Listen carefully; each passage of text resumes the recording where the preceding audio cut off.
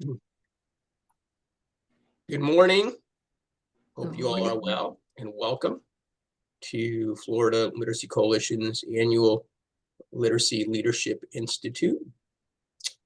This is an event that we've been doing for many years. It really focuses on the needs of nonprofit and library-based adult education and literacy programs. And if you're not from one of those programs, you're certainly welcome to participate as well. All are welcome.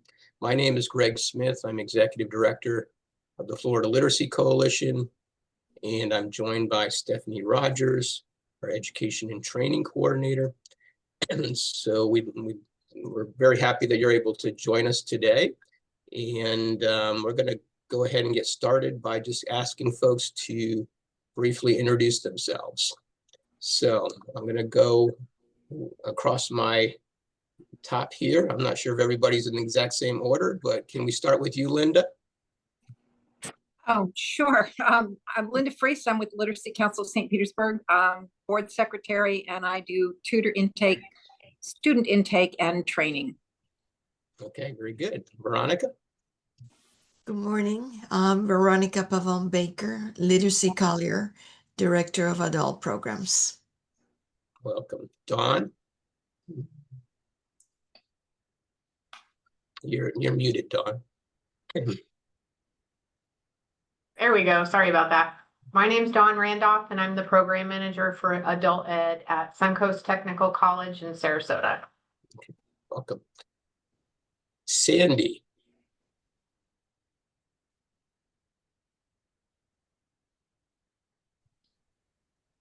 You're muted, Sandy. Sorry. I'm Sandy McIntyre, and I am with Literacy Volunteers of South Sarasota County. I'm on the board as the treasurer. Realized this morning I've been involved with this organization longer than I held a paying job. Oh, really? Almost 25 years. Wow, that's impressive. Well, welcome. Pamela.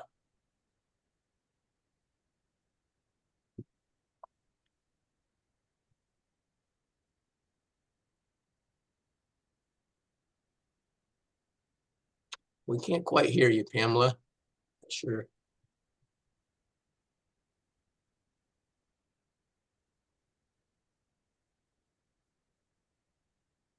I think there's something wrong with your audio, Pamela.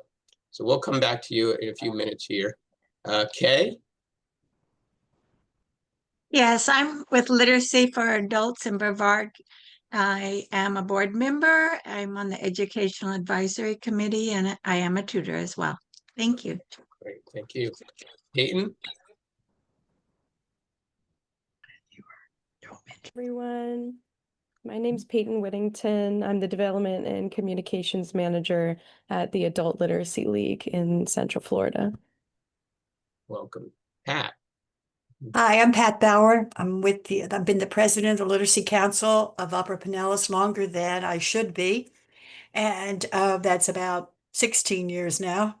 Our council's doing well. I'm happy to be here today. Okay, welcome. Susan? Good morning, Susan Bergstrom, Program Director at the Literacy Council of Sarasota.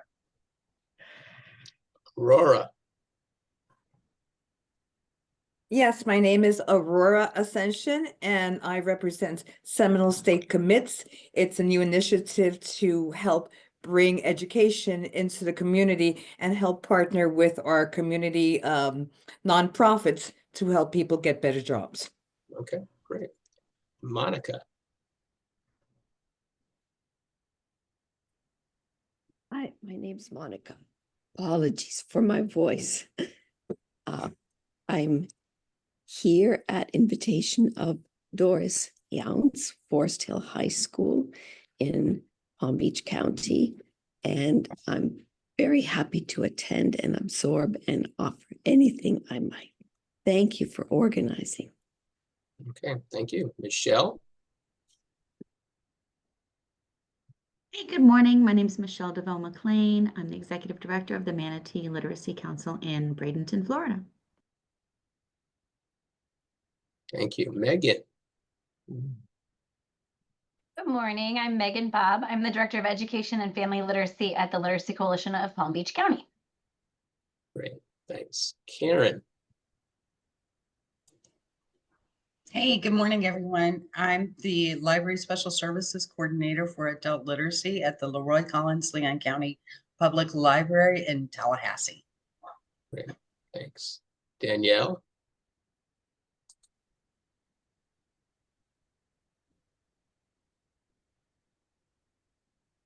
You're muted, Danielle. Hi, I'm Daniel. I'm with the Hillsborough Literacy Council here in Tampa. Thank you. Shanice. Hi, yes, I am Shanice Watson with Miami-Dade Public Library System Project Lead and Sorry. Adult Learning Academy. Looks like you have a nice beach setting there. Yeah. Sarah. Hello, I'm Sarah, and I am with the Literacy Volunteers of South Sarasota County. Good to be here today. Thank you. Good to have you. Thanks. William. Hi, yes, my name is William Harris. I'm working at the Literacy Alliance in Northeast Florida up in Jacksonville, Florida, and I'm the ESL coordinator. Okay, thanks. Diane. Good morning. My name is Diane Oropeza, and I'm with Reed Lakeland in Lakeland, Florida, and I'm happy to be here. Happy to have you. Thanks. Charlie. Hello, I am with the Osceola Library System. I am one of the ESOL instructors over here. Great. LaShane.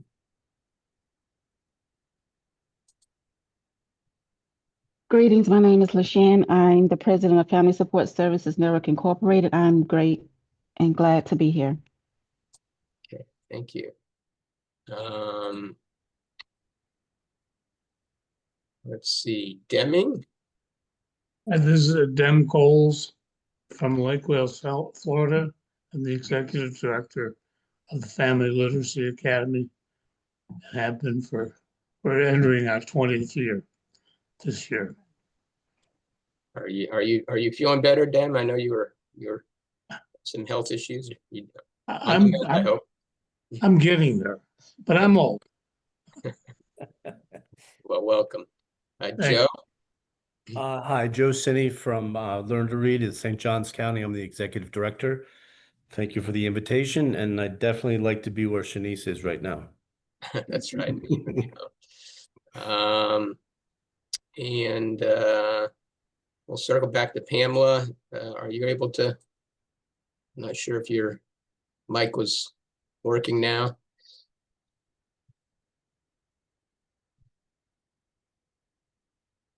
Okay.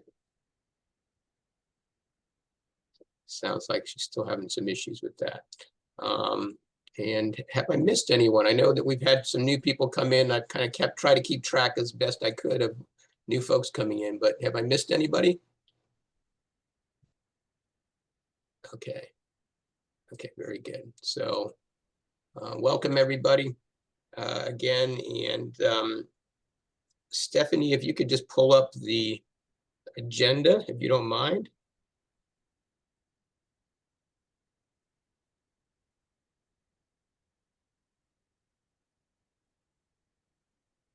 So this is, as you know, 2 half days, today and tomorrow in the morning into the early afternoon.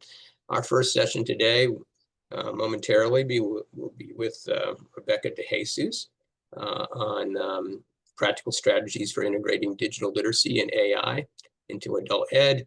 We'll have a brief break, 15-minute intermission, and then I'll be doing a session on breaking barriers to adult literacy access, insights from adults in low literacy, from adults with low literacy across the United States. That's a study that All In did earlier this year. And then at the end of or in the early afternoon, at the end of the session, we'll have some targeted group discussions. These are topics that were selected by you all in the pre-event survey, And this will be an opportunity to kind of network and share in a small group virtual setting. And then tomorrow, we will have a few updates from FLC, and then a number of you have volunteered. Thank you for to do a little talk on a program or initiative within your organization. So we'll hear from those 5 individuals who've volunteered to do that.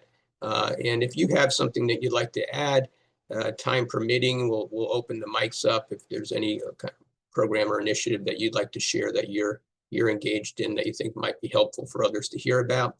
And then we'll wrap up the day with a session from Marcus Hale, who's the CEO of the Literacy Alliance of Northeast Florida, on diversifying funding to grow your program.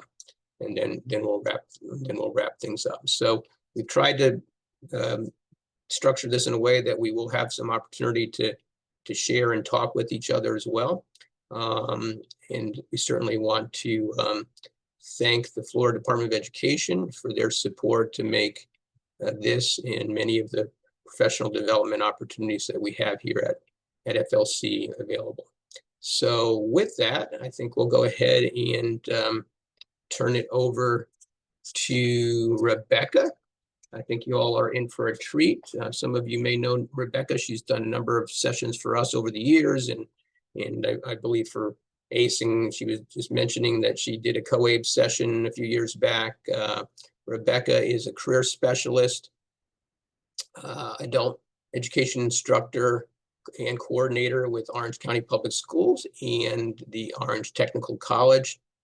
She's very knowledgeable about technology, and specifically with regard to creative and low-cost ways to integrate technology and digital literacy into your instruction. And she'll be talking about that today, as well as some other ways that adult educators can integrate technology and AI as part of that into your programs. So Rebecca DeJesus, welcome, and I'll turn it over to you.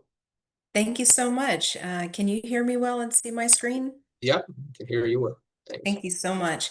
Good morning, everybody. It's my pleasure to be here today, and I'm glad to see all of you. And I definitely will be where Shanice is tomorrow because I'm headed to Mexico. So I'm glad to see all of you in the middle of summer vacation, if that's relevant to you. Like he said, I am a longtime adult educator. Teaching GED is the love of my work life, what I always say. I've also taught ESOL. I love working with adult education students, and integrating technology into my workplace or my classroom has always been a passion of mine. So it's my pleasure to present these tools to you today. I have a couple rules about technology when I use it with students, and that is that, first of all, I look for free things because my county, although it's very large, doesn't always buy us everything that we would like. And also, when I provide resources to students, I don't want them to have to pay for things because oftentimes that would be a barrier. And I also look for resources that are super fast because I know that teachers don't have a ton of prep time. So I hope that today I can show you a couple things that you'll think are easy enough to use with students, and hopefully some things that you might feel comfortable trying out. And I think all of the resources that I'll show you today are 100% free. There are a couple pro features that I might show you, but in most cases, all of these tools are free and accessible to anybody. And another thing that I just like to add before we get started, it sounds like a ton of you, or most of you, are working in settings where you may not have a traditional classroom where you see students 5 days a week.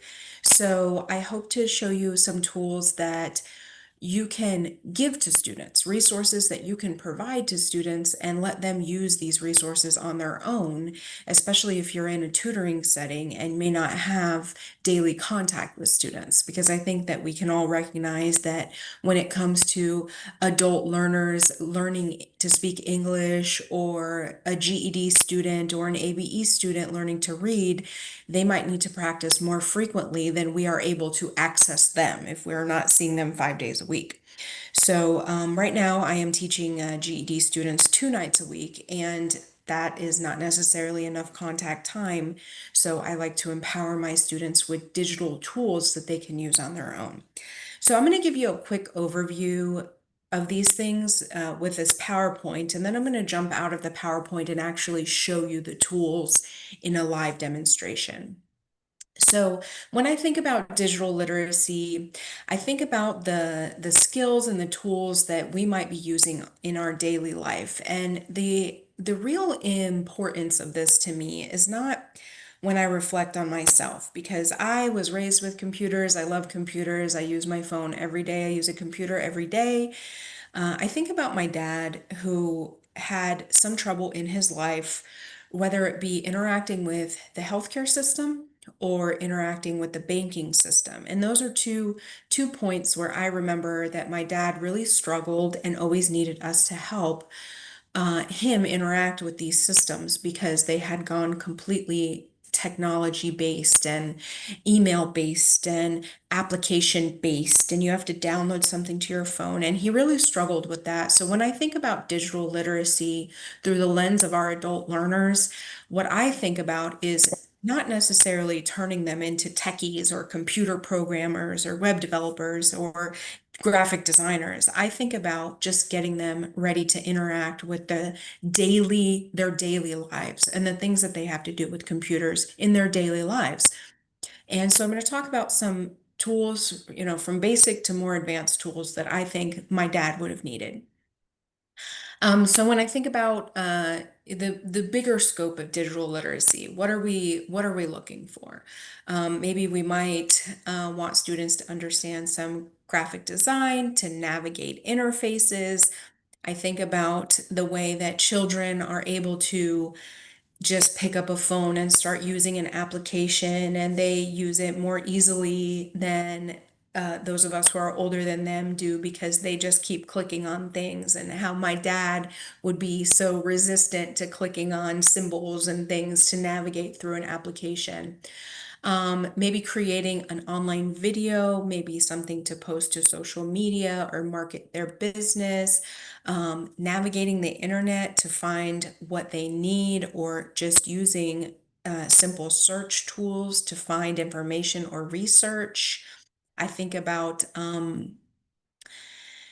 my students' ability to determine what is fact and what is not fact based upon what we see on the internet. I'm going to talk a little bit about that when we get to the AI section, but there are so many incredibly believable lies on the internet these days. So I think about that, and my students being able to discern fact from fiction, and also what resources could they use to determine what is true or not. And then I think about internet safety, and would my dad click on something not realizing that it was an internet scam because he doesn't pay that much attention to the internet and those types of scams. So this is just kind of a big scope of what I might think about when I think about a digitally literate person. Are they able to use the internet and all these new applications and AI to their benefit in their daily life as they navigate through their daily life? So I'm going to go over some basic skills resources. And again, at the end of this I'm going to show you the PowerPoint, but then I'm going to jump out of it and actually show you these websites. So you'll have the PowerPoint at the end of this. You don't need to write down any of the links, but these are the links, some of the links that I'll share today. Typing.com is something that I'll definitely talk about. It's one of my favorite tools, just because it's one of the things that impacted my business life most. And GFC or GCF Global is another great tool that has a lot of resources for adult education students. So I'll show you those resources. I've got some additional resources listed here. The North Star Digital Literacy Platform is actually a paid platform. It's very inexpensive, but it is something that we have used with our adult education students. They assess students' literacy level, digital literacy level, and then they provide very easy to follow tutorials that can be individualized for each student. So if you are looking for a product to provide a little bit more formal education to your adult education students and you want a formal digital literacy class, you may think about North Star as a resource. And as an alternative to that, I'm going to talk about the GCF Global because it does have kind of similar features that are free. Some internet safety tools that I found that are relatively easy to access are listed here. Khan Academy has a segment on internet safety, and there is actually a website that is dedicated to internet safety. So I'll just mention those here. I won't go through them too much, but I do think it's very important for our adult education students to understand how online scams are working. I'm sure that many of you have maybe used a program like Zelle or Cash App, perhaps to send money to a friend or a family member. And the banks are starting to really forewarn consumers about being careful about scams and things like that. So I just think that it's a very pertinent discussion with a lot of our adult education students to make sure that they're very aware, because the scammers are creating very real looking things to click on, and then of course that would cause trouble, or maybe somebody would steal money from you, or there's all kinds of scams that are not as obvious coming out. So I think it's just a pertinent discussion to have with students. Okay, so I'm going to talk about some of these literacy resources. It does sound like most of you are in literacy-based programs. I am a longtime GED math teacher, but I've actually been teaching the GED reading, science, and social studies for the last couple of years, so I'm a little bit more reading-oriented these days. Some of my favorite websites are the Google Read and Write extension. I'm going to show you that. The reason that I love that tool is because students, I was using Chat GPT to generate some advice for myself as a learner in preparation for this presentation, and it spit out a beautifully written page of advice. And I thought, well, what if I were limited in my reading skills? Would this advice be relevant to me? And so I'm going to talk a little bit about that and how we can use Google Read and Write to sort of overcome some of those literacy barriers, because it is a tool that can be used with any website. Rewordify and readtheory.org are just some of my longtime favorite tools as a teaching reading or teaching vocabulary. So I'm going to talk about those. And I put Grammarly there. I'm not going to go too much into it because I feel like so many people are very aware of Grammarly. But if you install Grammarly on your computer, it will suggest how to fix every single line of text that you type. So that includes if you're in the middle of an email or if you're typing an essay, Grammarly will start to make suggestions to you no matter which application you're using. So I do think it is a tool that helps students pay attention to their writing. And I'm going to talk a little bit about some of the Google applications today, especially in the AI section. But I do recommend having students create Google accounts and showing them things like Google Docs and Google Sheets, which is kind of like Microsoft Word and Microsoft Excel. I think a lot of people are familiar with these now, but a lot of these other websites students can use Google to sign in. And I think when you have limited digital skills, it is very helpful to have sort of everything in one place. And Google is one of those free tools that allows users to sort of integrate everything into one place. So if I encounter students who do not have an email, or they do not have a professional email because they are a GED student and they made it when they were in middle school, or they have a professional email but it is from another country, so they don't have a United States email. I always suggest that they use Gmail or Google to create an email, because I know that through all these other digital tools, Google will allow them to sign in, and they can sort of start managing everything through their Google account. So I just think it's such a useful tool to start getting students comfortable using. Not to mention, it is a free way of word processing, creating resumes, creating presentations like PowerPoints, whereas on the Microsoft side, you have to purchase all of those tools like Microsoft Word, Microsoft Excel. You have to purchase those. Google provides a free way of students to be able to use those same tools. Canva is a beautiful application. It's an AI-based design platform. So I'm going to show you a little bit about how you can use that to make presentations and flyers and marketing pieces for your business, but also for the educators in particular, there's already a ton of pre-built PowerPoints in there. So it's just a cool tool that I'd like to show you if you haven't seen it before. So a little bit about AI, and then I'm gonna jump out of this presentation so that we can actually get into something real.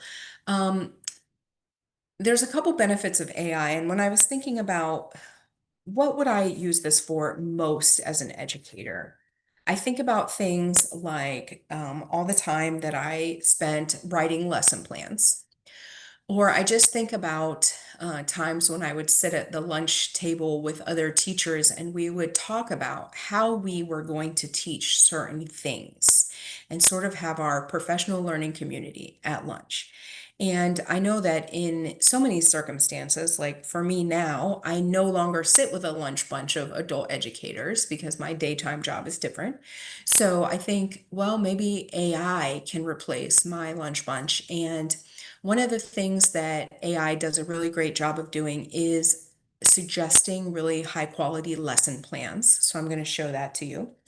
AI does a great job generating content like pieces of informational text, which is something I have always needed when I have been teaching GED or even ESOL, because I have plenty of books in my classroom that we use with adult students, but I don't always have the specific piece of writing that we can read together on a specific topic. And AI does a great job of writing those types of informational text and generating quizzes or tests to go along with those texts. And I also think about just PowerPoint presentations and how long it can take a teacher to create a PowerPoint presentation. So when I think about some of the biggest benefits for teachers, I think about what's the fastest way that I can have an idea for what I want to teach and actually get classroom ready to teach it. So I'm going to show you some of those things using a variety of free AI tools. When I think about students, I think about, well, what do adult education students need? And AI has a lot of tools for students, but what's important is that we help our students move away from maybe the common practice of high school and college students, which is to use AI to do your work for you, because that doesn't necessarily breed critical thinking. And in the context of ESOL adults or GED adults, they're not getting grades in their classes. So they don't need to just pass, they don't need to just write an essay that ChatGPT can write for them. They actually need to learn, because the ESOL students, of course, want to learn the language of this country, and the GED students need to learn enough to get through this test. And obviously, they also need the literacy skills and the math skills to hopefully go on to technical college or another college program. So the traditional student use of these tools to just do your work for you, answer the questions for you, which is something that I see in the high school where I work every single day. We have to shift them away from that.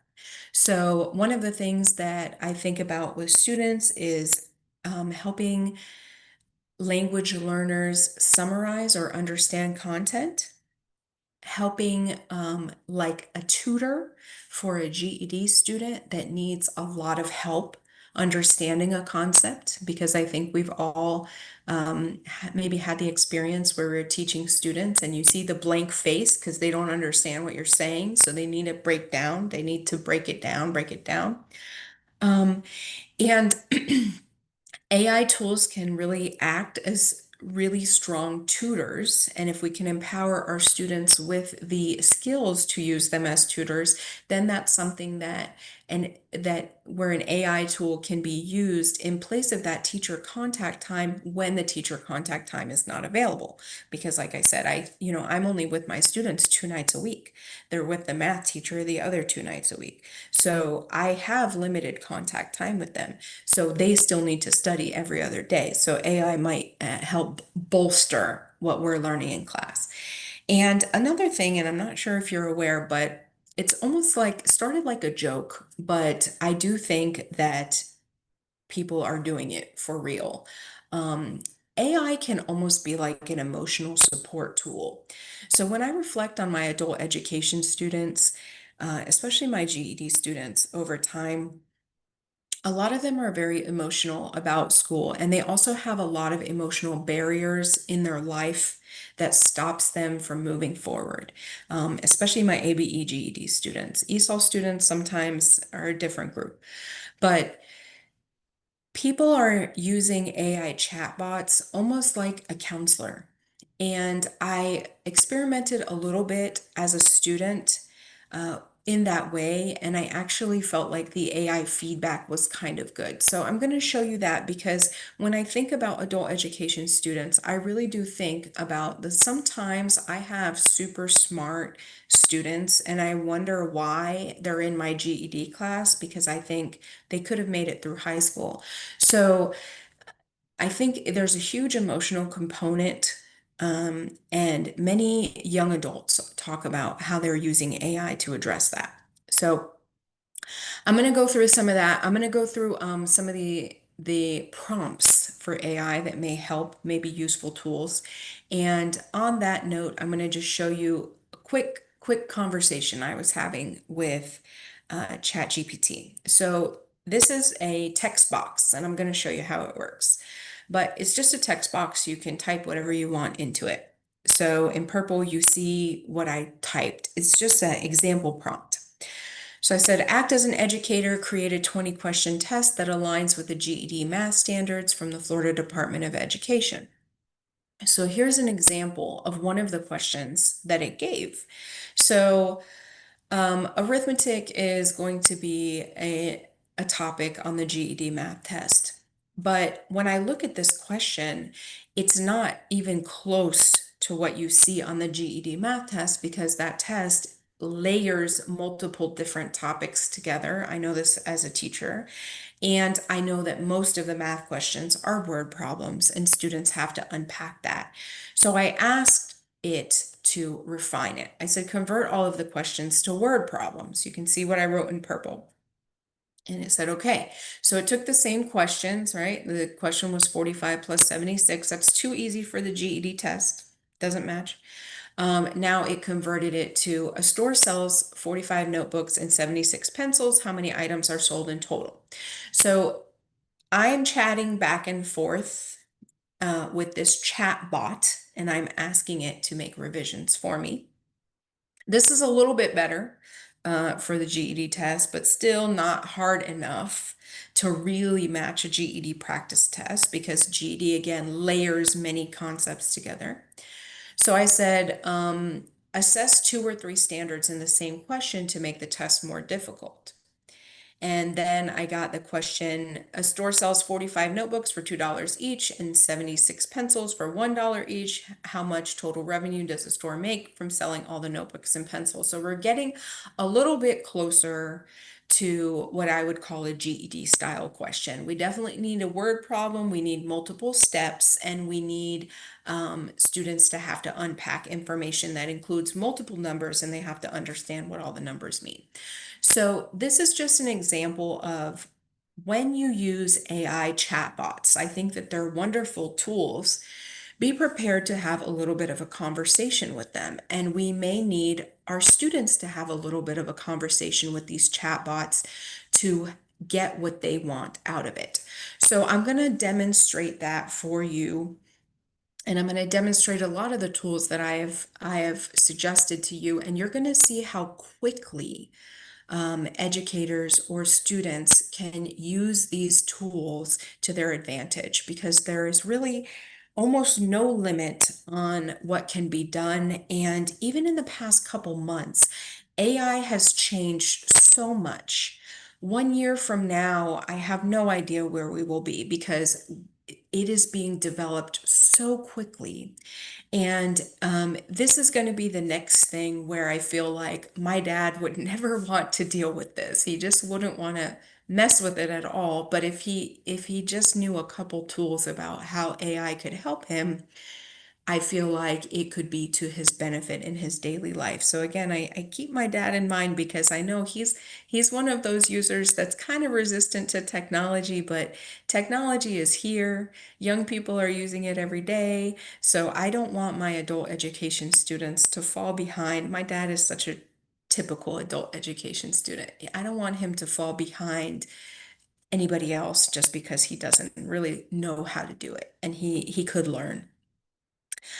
Okay, so this is just me going through the same 3 prompts, me having the conversation back and forth. So I'm going to jump out of this and I'm going to talk about some of these AI tools. So let me just jump out of this presentation so that I can show you some of the things. So first, Can I ask you a question, Rebecca? Go ahead. Yeah, just real quick. What's interesting about what you shared on the ChatGPT prompt as it related to the GED, I mean, it was troubling in a way, because I think if a student went in, it might assume that ChatGPT would be giving it appropriate giving you appropriate sample questions, and you as a teacher know how to refine this process, and ChatGPT is a great tool for doing that. But there is a challenge there. People went in not knowing the GED, right, and asking it for questions might get sort of poor examples. Yeah, I think, and I'm going to compound what you just said because I just saw an article that talked about students that regularly use AI tools, and scientists have now studied their brains and determined that they don't have as many critical thinking skills or unpacking skills as students that didn't use AI tools. So I really do think that AI is an assistive tool, but we have to teach our students how to use it. And I've heard of many other educators say, and I know, for example, Valencia and Full Sail, which are 2 of the other big colleges in my area. I'm in Orlando.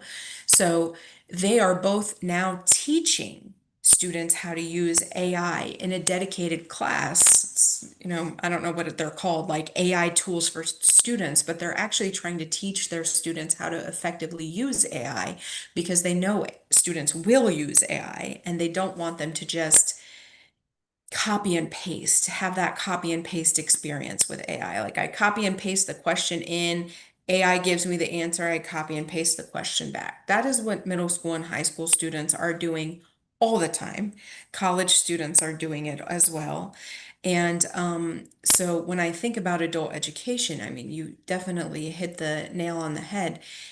Our students may have limited regular literacy when it comes to reading, unpacking, discerning. And so they may just believe what they read here, and we still have to teach them how to make sure that they're using the tools correctly. Right. It is an important thing. I'll talk about on the same topic, and Greg, you and I have talked about this before. What I've started to see with AI is incredibly high quality videos of a person speaking, and I know the person very well, and I know their speech very well, but somebody has edited their words. So let's say I respect this social psychologist and I'm listening to him speak, but these are not his words. These are some words that somebody else has created. So as an adult education student or any adult, we have to be very careful about discerning what information we are getting from AI, because we have incredibly high quality fake information now. And yeah, you're making a good simple point here that, you might think you're studying for the GED, but you're really not. You're not studying something that's hard enough to match the GED. Right.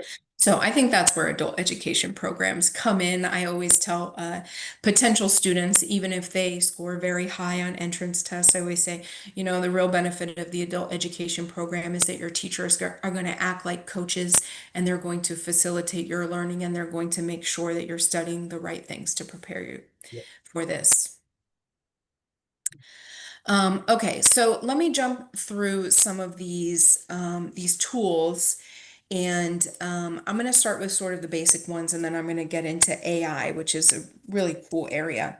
I have to talk about typing.com. I can never not talk about this because I learned to type in this manner when I was in school, and it is the number one most important thing I feel like I've ever learned, just because it makes me so much faster at work.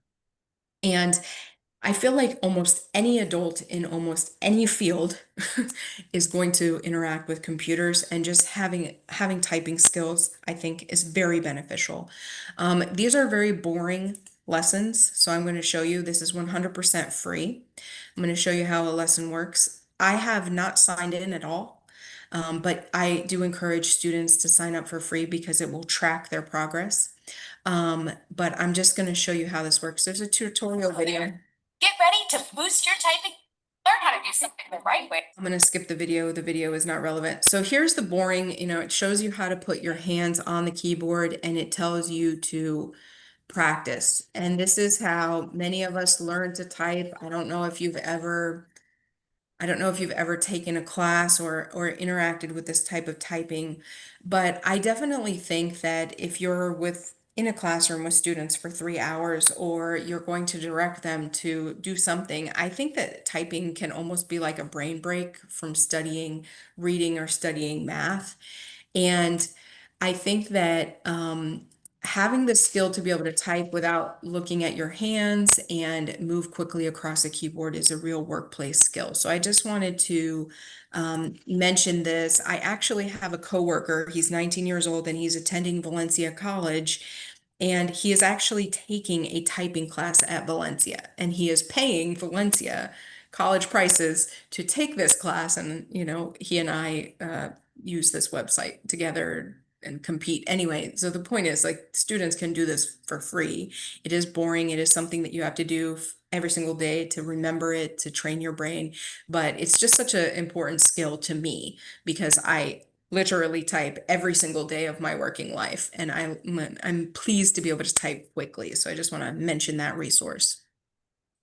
Okay, another great resource, and this is very foundational, because when we have taught formal digital literacy classes to our adult education students, which, just to give you some scope, I work in Central Florida, Orlando. We have a ton of Colombians, Venezuelans, we have a ton of Haitian students, and we have students that even if they are at a very high level of education, lawyers, doctors, but they're from South America, they will have a relatively low, through my American attitude, low level of digital literacy.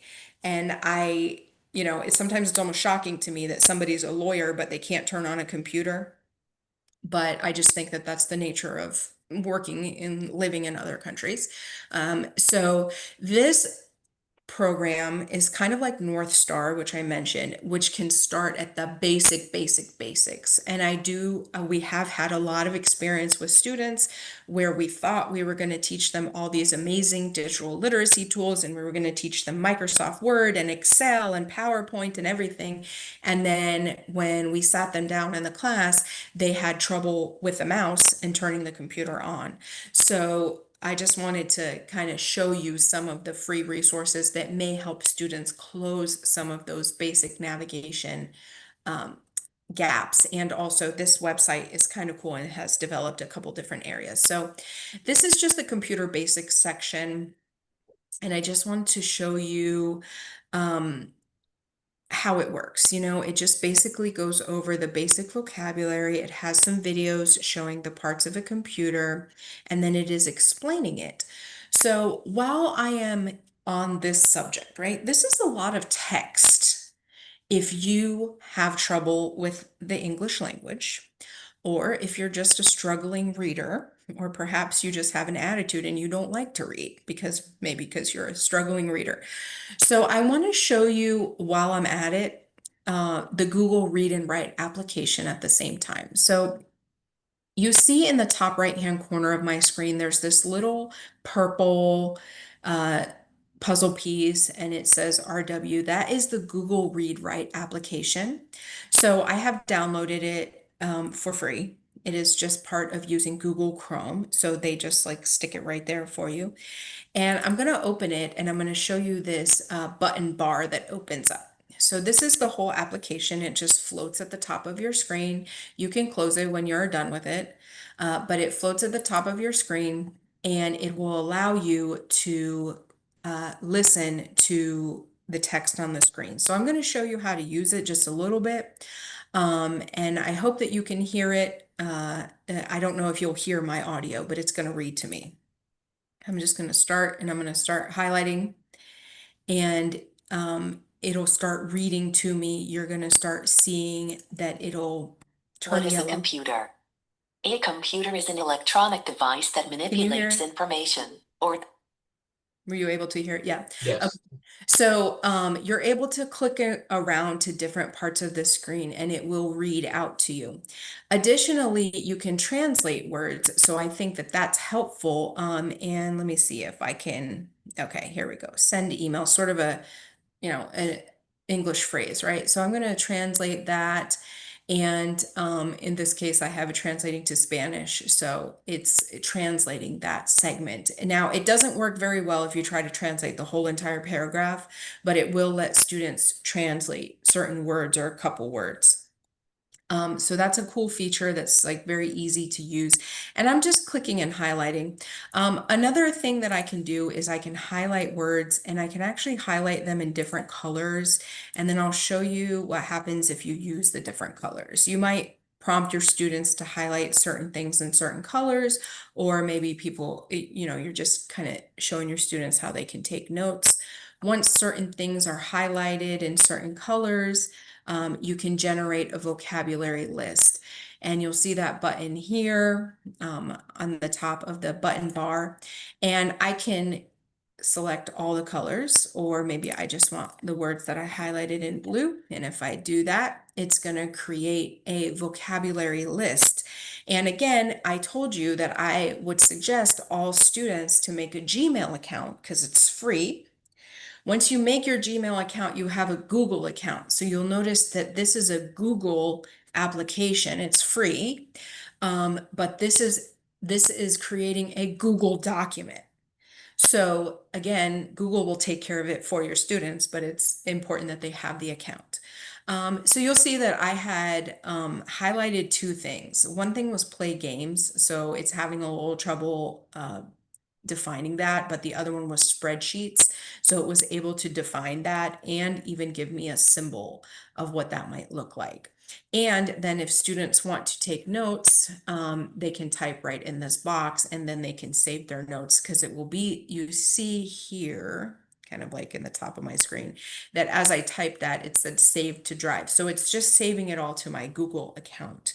So it's a way that a student could keep those vocabulary words. But I think more importantly than even the vocabulary type of function of this, it's just the reading out loud, because if students are having trouble reading words, this is a quick way for them to get the definition of words, or it also will give them translation or just read it to them so they can actually hear the words. There's some other cool features in this, and I'm going to show you one of them. One of them is this Rewordify box. And Rewordify is another website that I absolutely love, and I'm going to show you that website.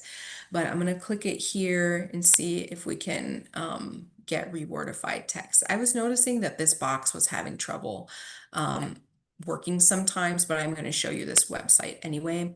And another thing that I like on this tool is the Simplify Page tool, and I'm going to click on that. What it does is it takes out the videos and it takes out ads. It takes out a lot of the distracting images. But another thing that it does is it allows students to change colors and things like that. But it also allows teachers to print out what's on the website in a faster way. I had selected only this paragraph. I'm gonna deselect that. I'm going to just not select anything. And I'm going to, sorry, this is spazzing a little bit. So let me redo it. I'm going to simplify the page without selecting a paragraph. And you're going to see that that page is going to come through and it's going to be a little bit easier to read, because a lot of those distracting images, let me go back to the original, a lot of the distracting videos and extra things like this little pop-up and this chat bot thing over here is taken off of the page when you simplify it. So I think for some distracted readers, this can be very helpful to kind of make the text a little bit more simple. And then of course they can still read it from here. They can still have the Simplify. text What read is a from here. computer? Lesson 2. What is a computer? You see that I can pause or stop it from reading also. But also what I love about this Simplify page is that it's very easy to print for teachers. I don't know if you've ever tried to print out a news article. Like I'll try to print an article to read with students from Orlando Sentinel, and there's so much on the web page that it just doesn't print properly, and it's just more taxing for me to try to just get the clean text, but this does it for you. Also, if you click on this AI section, Beta. I will Computer basics. I will click on it. It will reword the text to make it easier to read. However, I find that it's still there. It's in beta version. They're still developing it. So it's not perfect yet, but it simplifies the text. So that can also take down the level of difficulty for some of your struggling readers. And again, that's just an extension. It works with any website. And that's what I really love about this Google Read and Write tool. So you see that it would rewordify it a little bit. Computer is a machine that helps us work with information. So the original text, a computer is an electronic device that manipulates information. So that's what it said, or data. That's the original. And then the simplified version is just a little bit easier to understand. A computer is a machine that helps us work with information. So if you do have some struggling readers, we learn about different. Sorry, it just wants to keep reading. If you do have some struggling readers, it may be helpful to teach them how to use the basic buttons on this tool. The other thing that I like about this is that there's really not that many choices of buttons, so there's not too much to get distracted by. Just one button line, and it helps students hear what's on the screen, which I think is very helpful for ESOL students. But I also have many GED students that might score level 1 or 2 on the CASAS test that want to hear it read to them because they are struggling readers. So that's called Google Read and Write. And again, it's just this little purple box up here that sits on Google Chrome. Okay.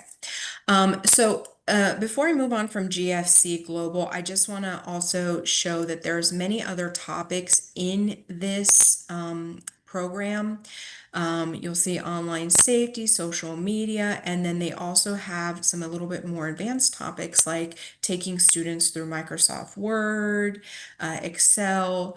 You'll see these job sections and even some core skills, which I actually think is great. I'm going to click on the math section and you'll see that there's different tutorials in there that can help students. I don't necessarily unleash students, especially when I think about GED. I don't usually just say, oh, just go on this website and look at the math because it might not be GED directed math. This website I actually do think is very relevant to those foundational skills for GED. But I might tell them, hey, you need to practice algebra on this website. I don't usually just say practice everything because sometimes they just get into the whole wide world of math instead of focusing on what they need for the GED. But I do really like this website. It is 100% free. Again, it's on the PowerPoint, so you don't have to write it down.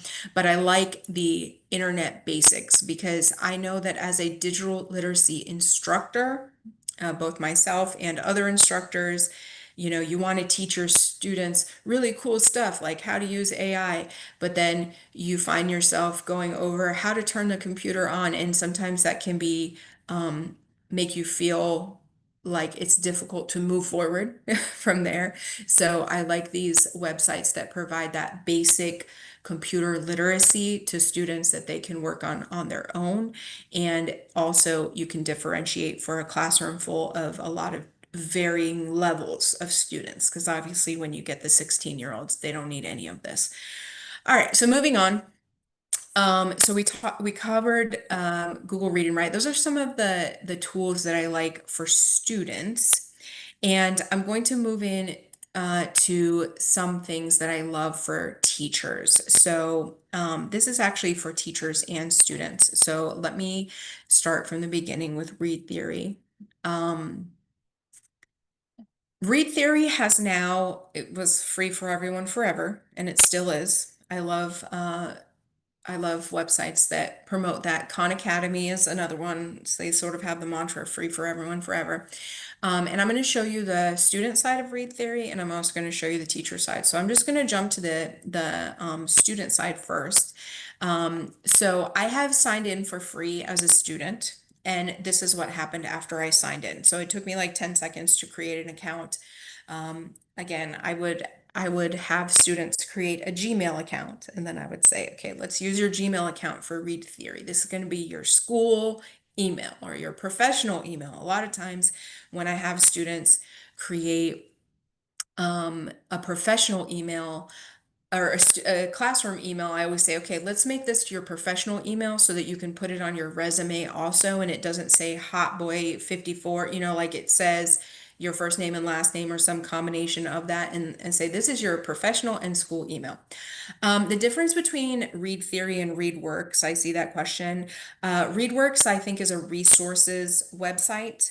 Read Theory, I'm going to show it to you. It is actually like an online learning platform for students. So this is what you see as a student, and you're going to see here that that a student is going to take an 8-question pretest. And I really love that because I don't always have hours of contact time with students. So I love that it's so short. And what it is an adaptive pretest. So I'm going to show you basically how it works. Hold on. Oh, it signed me out. Give me 1 second. So again, I just made this free student account. They do have the free for everyone forever, so students get free. And I'm going to show you how the pretest works. So you're going to see it's going to be informational texts for students to read. They just need to read it. You'll see the first one is relatively short. And the first one is also going to be relatively easy, like a low Lexile level, because they are not there. It's going to adapt and get harder. Let me see if I can, I'm just gonna randomly pick, okay? We're gonna do another question. See, this one's shorter. So because this is shorter, I just happen to know as a teacher that I probably got the last one wrong. So they made it easier.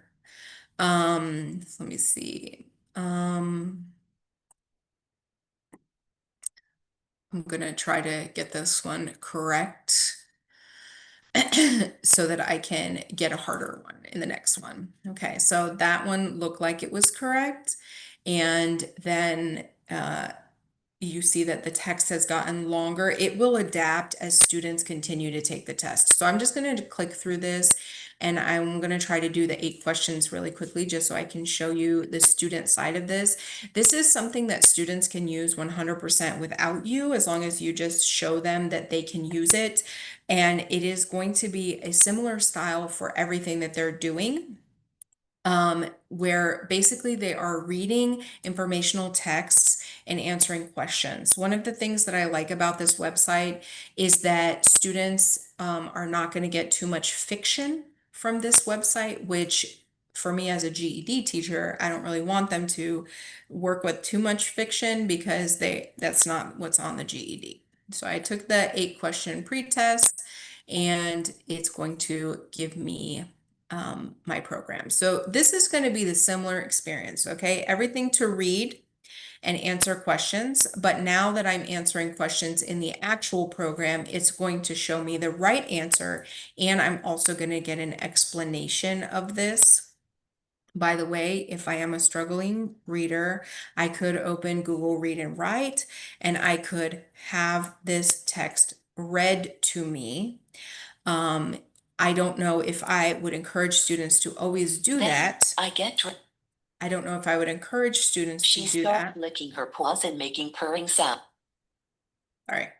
Only because that's not the reality of any of the tests that they have to take. So, but it is an option, just letting you know.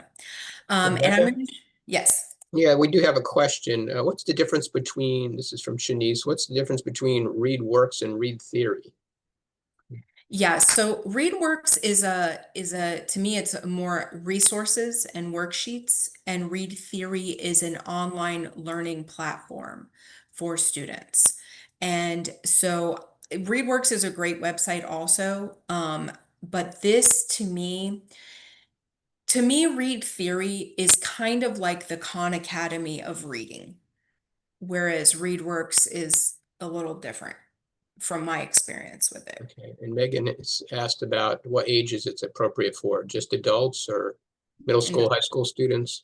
I've used Read Theory with all levels of students, and I've told I've told high school reading teachers about it, and they told me that they appreciate it to close those learning gaps, because what it does is it shows a student, it increases the Lexile level over time for students as they are using the program and actually making progress.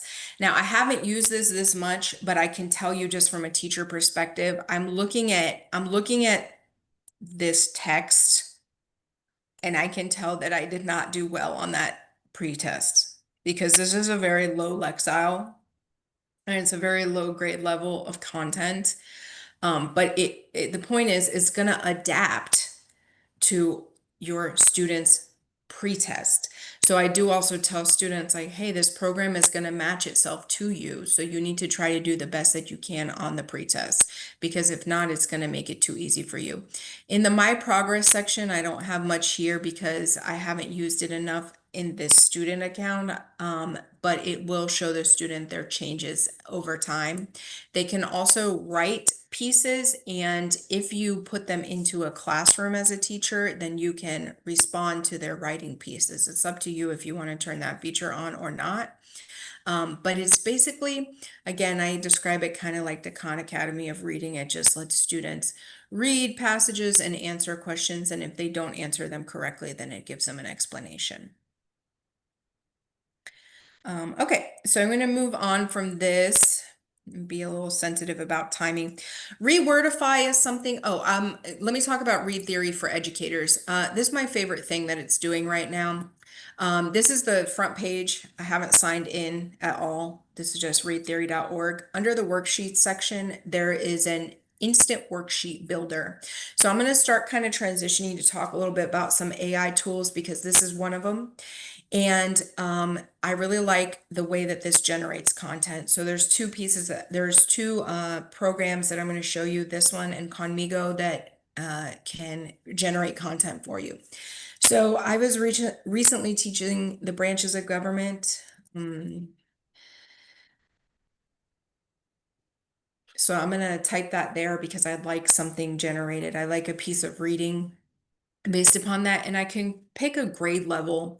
So if I'm going to read something with my students, I want it to be a little bit more challenging, especially when I think about GED social studies, because students say, I don't understand the language, it's old English, it's hard to read. So sometimes I pick the higher grade levels when I'm reading together, but I could pick something easier if I wanted to differentiate for different students. And I'm going to generate the text, and you're going to see what happens here. It's going to basically write something. And of course, this is for teachers, so it's going to be education appropriate. And here's a text that is explaining the branches of government. And then if I like that text, I can say looks good. I'm going to copy it first because I want to show you another website. If I like this text, I'll say looks good. And then it will generate questions for me that go along with this text. So I would think that within 2 minutes, I could generate the text and the questions, and I could be using them in my classroom, right? So I can check all the different questions that it's generated, and this would just be a quick knowledge check with students, and I have not created anything other than typing the words, the branches of government, into the tool. So this is one of the things where I think AI can really help educators, because sometimes, for example, in our ESOL classrooms, we will do a whole unit on shopping. And it's like, okay, you don't really need to talk about shopping. You're talking about the vocabulary and the language of shopping. But if I want to incorporate a reading activity, maybe I would like to have a piece of informational text about shopping generated so that I have a piece of reading content that exactly matches what we're learning in the classroom, which that's something that as an educator, I haven't always felt like I had. And for me as a teacher to try to write a grade level oriented piece of text is not that easy. You have to really understand what type of vocabulary and how many words and the lexile level of what you're writing. That's not the easiest thing to quickly do. And obviously I could not do it as quickly as this just did it. So anyway, so I'm going to just type my email here, and it's going to send me the passage, and it's going to send me the questions, and it's going to send me the answers, and I can download this right now and I can show it to you. And just in that couple minutes, even with me talking too much to you, you have the text and you have the questions that match the text. In this case, I selected that I wanted the answers. I could take those out. And I've got a quick little activity based upon me wanting a piece of reading on the branches of government. So that's the read theory section of it's Read Theory's AI. So it's just one fast AI tool for teachers. And I'm going to use this text to show you another website that I've always liked, and it's called Rewordify. And this is the button that's on the Google Read Write, but it doesn't always work. You see that they're saying that they're there, but it just doesn't always work, but it works here. So I'm going to paste that text. This is what the website, this is what that Read Theory AI just generated for me. And it's talking about the branches of government, right? I could copy and paste any text into this box. So I'm just using this as an example. And I'm going to say rewordify text. So I'm just going to show you how it works. So now it has rewritten the text, kind of like what I showed you on the other beta tool through ReadWrite. So this sentence originally said, the United States government was designed with 3 separate branches to ensure that no one person or group could dominate. So that's what the sentence said. And Read Theory has changed it, or I'm sorry, Rewordify has changed it to say what it says here. The United States government was designed with 3 separate branches to make sure that, so it replaced the word ensure and it changed it to make sure that no one person or group could rule instead of dominate. So it just makes it easier to read. But this is not my favorite part of this tool. I think this helps. What I love is the print learning activities section. So I've copied and pasted this text. It's rewordified it, but I can print learning activities, and this is where I can get a vocabulary list with definitions. I'll show you what that looks like. It's selected some vocabulary words from that piece of text, and it's given me the definitions. Perhaps I want a close activity and I want to do a dictation with my ESOL students, and I'm going to read it out to them and they have to fill in the vocabulary words to these blanks. Super fast and easy to print. Or you have a wide variety of other activities. Matching, here's a matching thing, super fast and easy to print. So I've always loved this website as a teacher to take that large body of text, create a quick activity to do with it, discuss the vocabulary and things like that with students, and have some worksheets and vocabulary quizzes for them to use. So I am always a promoter of this website. And again, this is rewordify.com. Okay, so I'm going to move on from that, and I'm running a little bit out of time. So I want to show you some of the other AI tools. And one of them is Magic School AI. Magic School is directed specifically towards teachers, and I just want to show you a quick lesson plan and how I might go with that. And what's really good about not having a lot of time left in this presentation is that AI tools are so fast for teachers. So let me show you some. I'm going to generate a lesson plan. Once again, this is a free account through Magic School. Everything here is free. And I'm going to actually, I think it signed out. Sorry. So let me refresh it. Free account for teachers. I have just signed in with my Google account. So again, everything, I just think Google is so helpful. And I'm going to create a lesson plan here, and I'm going to show you how fast it is. So what I have done is I have pulled up the adult education ESOL standards just because I wanted to pick something that's relevant to us. And I'm going to copy one of these anchor standards. And in this case, it's the one where it's talking about determining central ideas, analyze the development of themes. So I'm going to just copy that information. You can type whatever you want, but instead of typing, I'm just going to copy and paste it. I'm going to clean this up a little bit because I don't think that this language is going to be relevant to the AI tool. So I'm just going to leave the actual topics in this box.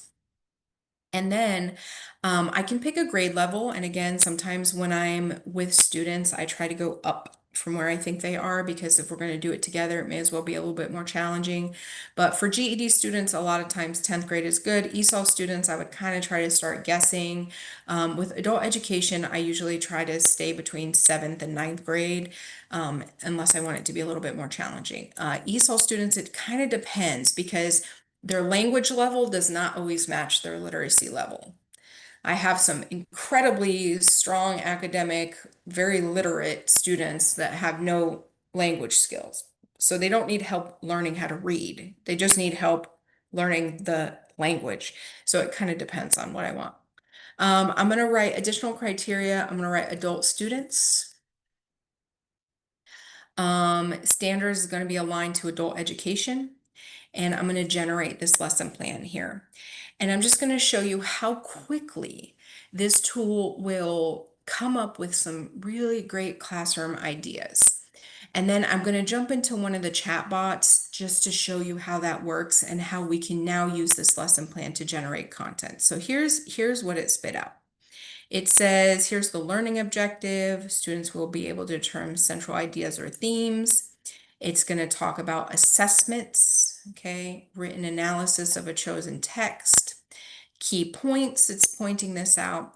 And then it's actually giving a lesson plan for teachers. Like, okay, begin with the thought-provoking question. What is the main message of speech and things like that? Okay, then we're going to present key points through an interactive lecture using examples from various texts. Okay, so it's going to give me a lesson plan. I'm going to show you briefly how I may use one of the chat bots. I could use it here, could do it here. I'm just going to show you different tools.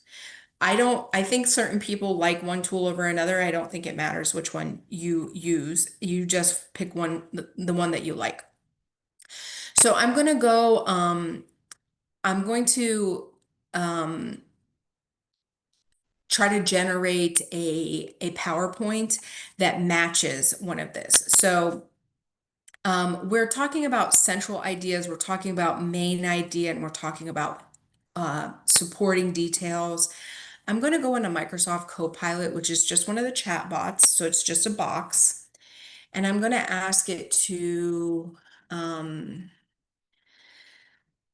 it's a PowerPoint. I'm going to ask it to generate a PowerPoint discussing main idea and supporting details.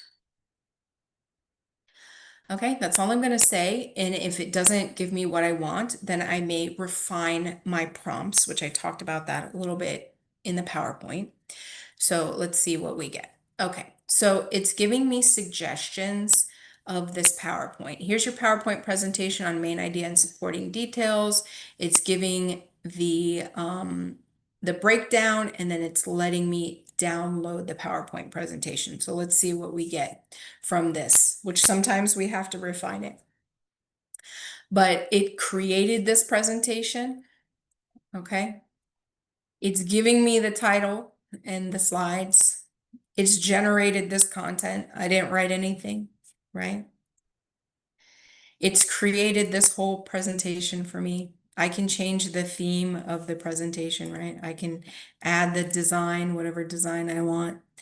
And obviously I would need to check through this before using it with students, but it certainly has given me a nice fast template. Okay, it certainly saved me some time as a teacher. So as I go through the different parts of this suggested lesson plan, it may say, oh, we need this, or oh, we need that. We need students to analyze text. So perhaps I would use one of the other tools to ask it to write a certain text, and then we can analyze the main idea or details. We may look for themes. We may look for, whatever it is, I can ask the AI tool to generate it. How are we doing on time? Can I spend 4 more minutes, 3 more minutes? Yeah, go ahead. All right. I just want to talk a little bit more about the chatbots, and I'm sort of running out of time, and I apologize for that, but I want to just I'm just going to open up another chatbot. This is Google Gemini, and I want to show you a little bit. When you think of AI, there's a couple things that I think might help. You can talk to it and just expect it to help you and just see what happens. So feel free to experiment. It's a free tool, and I would encourage students to do that too. So I'm just going to write like I think what a student would write. I can't focus. I think it can give students good tips on how to manage their emotions. So when I write, I can't focus like a student, right? Not like a teacher. I'm writing like a student. It's giving reasons why there may be difficulty focusing, right? Stress and anxiety, lack of sleep, poor nutrition, dehydration. It's giving me strategies to improve focus. Take short breaks, eliminate distractions, prioritize tasks. I'm going to write, I feel sad and depressed. And I want to see what happens. And the only reason that I'm doing this is because I feel like in adult education, and also I see people online, there's a lot of barriers to students learning that have nothing to do with the classroom. And I do like that, that it gives students some tips and almost sort of people are kind of joking online that it's like a therapist almost. But it gives students real tips. We had a question about the deep research. It gives you in-depth answers. So I'm going to go ahead and click on it for you just to see. It might be a tool that's too much for students because it's going to, it's saying that I need to upload a document. It's going to read through the document and then start citing sources from the internet that match with the document. I'm going to go back to just what I was doing just for a moment. I'm going to ask this chat as a student to help me. So I'm going to say I want to take the GED math test, and I'm trying to write like a student. And I need a study plan. Those lowercase i's do bother me. I'm just typing it like that because I know that's how my students would. Okay, so here's an example of a proactive way that it may help students with time management. It's talking about the GED math test, and then it's giving a study plan, okay, for 1 month. It's gonna break down week by week. Okay, and you'll notice that it's topic by topic on here. And these are ways that this AI chatbot can sort of become like a tutor or a facilitator for students. And I think that it's just really helpful because, again, we don't all have daily contact with our students or enough contact with our students. So letting them leverage the power of AI to be their own tutor is very helpful. And I think that that can help them on both the emotional side and the actual producing work side. This is a little difficult to understand. So I'm going to write something like, I don't understand fractions. Can you explain them to me like I am 6 years old? So it's just an example of a prompt. And I noticed when I asked, hey, can you explain fractions to me? It writes it at an adult level. And sometimes it's difficult for me to unpack as an adult student because it's difficult to understand. So just putting in some of those qualifiers, like explain it to me like I'm 6 years old.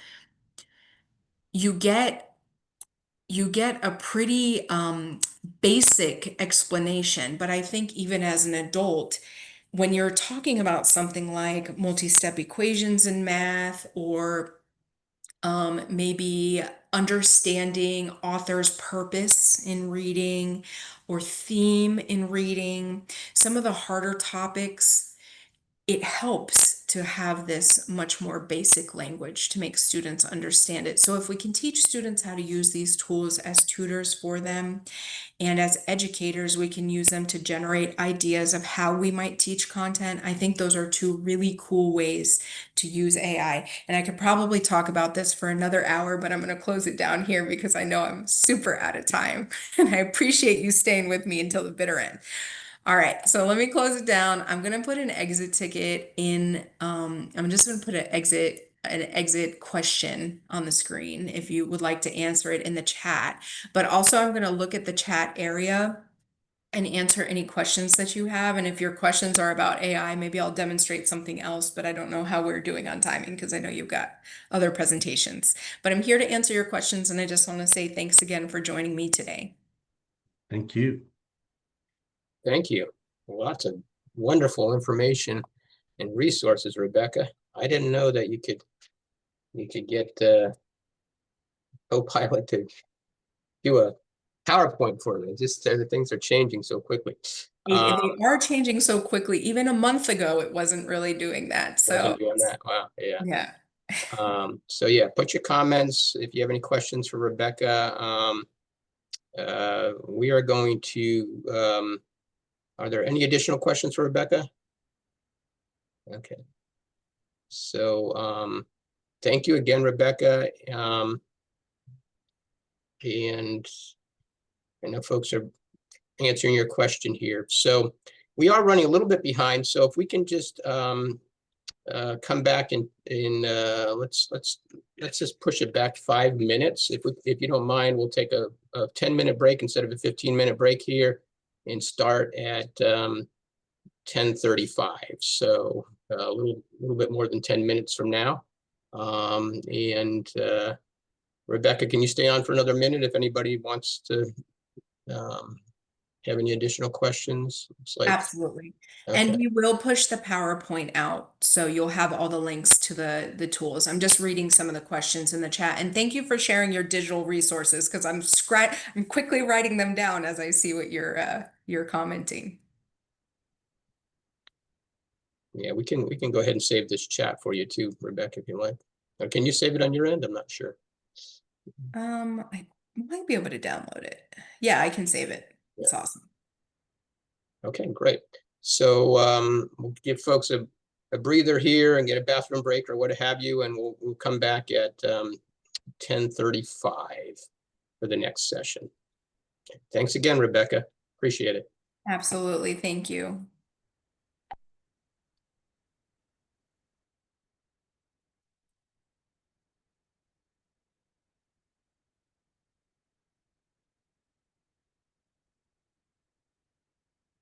Stephanie, I'm going to send, well, you have the PowerPoint, right?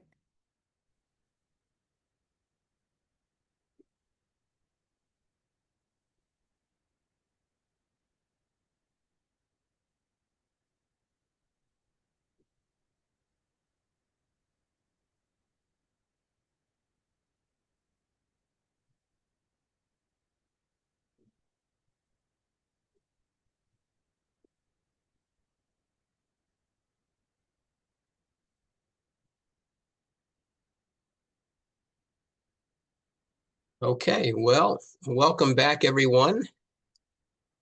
I'm going to be doing the next session on some research that I think is some of the more interesting research that I've seen in a while. And this was a study that was conducted by a group called All In, which is a consortium of national organizations that focus primarily or in part on adult education, literacy, and ESL. This includes Pro-Literacy, COABE, American Library Association, National Association of State Directors of Adult Education. I think there's about 11 or 12 organizations in total that are part of this group. It also includes the Dollar General Literacy Foundation, which was instrumental in funding this particular study and supports All In, a number of All In initiatives, and the Barbara Bush Foundation, which sort of takes a lead management role in doing this study and organizing most of the All In activities. So what this study looked at is trying to get a handle on those individuals who have a potential need for adult education, as we all know that there's a huge need out there. The PIAC, the revised PIAC study that was published last year showed that we really didn't move the needle. In fact, things got a little bit worse when it comes to adult literacy rates. About 1 in 5 adults in the United States have below basic literacy skills. Yet we only serve collectively less than 10%, an estimated 10% of students in need. So there's a disconnect there. There's a lot more folks out there who could take advantage of adult education and are not enrolling in programs. So this study was to take a look at, trying to get a handle on what might be some of the factors involved with regard to who they are, what their perceptions are with regard to education, what their knowledge level is in terms of what's being offered currently and how they can plug into it and things of that nature. So let me give you a little bit of background in terms of the approach to the study. The Barbara Bush Foundation contracted with FTI Consulting, which is a company that does this kind of work all the time. And they had a 6-part process in terms of developing this study and this survey, just to try to ensure that it was, thorough and robust and valid. There was an advisory council that was formulated to provide input in terms of sort of developing the framework, the questions, the discussion guide, providing feedback throughout the process. I was privileged to be part of that advisory council. Then 4 focus groups were conducted with prospective adult learners to gain insight in terms of what should be asked on the questionnaire, and make sure that folks were comfortable with the questions and understood the questions. And then they did a sort of pre-survey with a smaller group just to flush that out to make sure everything looked in order. And then it culminated with a national survey of 2,000 adult learners or prospective adult learners that was conducted via several methodologies: online, phone, text to mobile, chat, and so forth. So it's a pretty robust study. In terms of the demographics of those who participated, we tried to get a pretty even combination of men and women. You can see they had a pretty good cross-section generationally as well. Location-wise, trying to get a good sampling from urban, suburban, and rural areas, a good cross-section with regard to race and ethnicity, and sort of regions of the country that were represented. Parental status. I think the one area that sort of really differentiates this group primarily from sort of more of a normal population would be the income side. They really did skew, because data shows that folks who are enrolled in adult basic education literacy programs tend to have lower incomes. So they did target populations, and you can see 56% of those students, of those individuals who participated had earnings of less than $30,000 a year. About 32% were employed full-time. Please do put questions in the chat as we go through. We're gonna be opening it up for questions as well a little bit later. In terms of enrollment, they really did try to target folks who are not currently enrolled or had not previously been enrolled in adult education. So 74% of the participants fell into that category.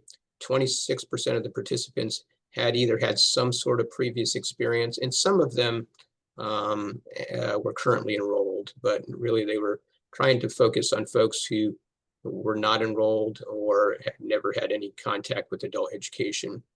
68% of the learners' characteristics, in terms of characteristics, 68% of them did not have a high school diploma. So they were either had left school in the K-12 system, or in some cases had not had any education. And 32% had a high school graduate or high school graduates or higher. Among those whose first language is not English, 65% of them said they had a somewhat good understanding of English. But the preponderance of the folks who were participants in the study were native English speakers. 62% had English as their first language.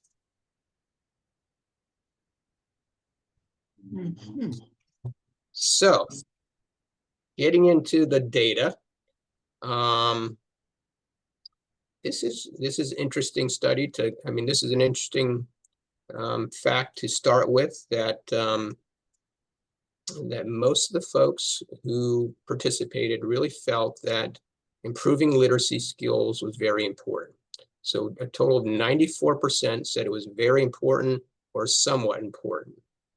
So that's good news. I mean, there's a recognition that these are skills that are important. They did sort of differentiate certain subcategories. So those with learning differences, such as dyslexia, were more likely to say very important, as are those with no educational attainment, younger folks, those seeking jobs, and also those with some education as well. So good news that there's a lot of folks who really recognize the importance of literacy skills development. When asked about sort of motivators, they broke things down into sort of a personal potential and professional potential. So 51, the largest response with regard to motivators, at 51%, was confidence building, feeling more confident and better about themselves, followed by keeping my skills up to date and managing everyday tasks better on the professional or work side, getting more work done, working better with my coworkers, using tools at work, or work-related tools and processes also scored quite high. So, that confidence piece is really important. I know a lot of our programs are good at trying to help students build that confidence, but it's interesting to know that people who are not in the system, that they really see that confidence piece as a huge motivator.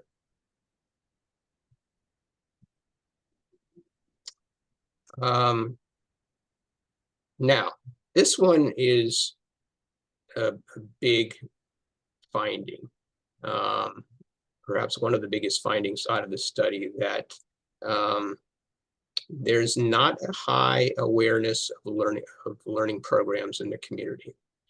80% were not knowledgeable. 80% of the folks were not knowledgeable about local adult education options.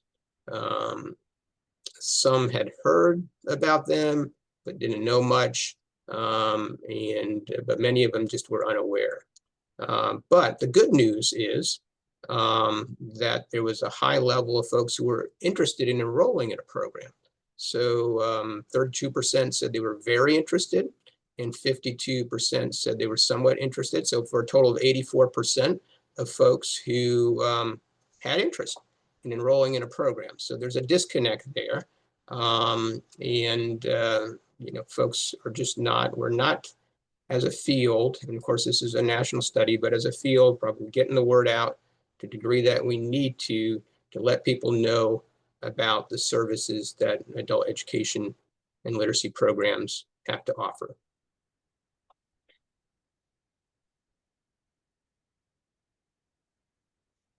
This is an interesting question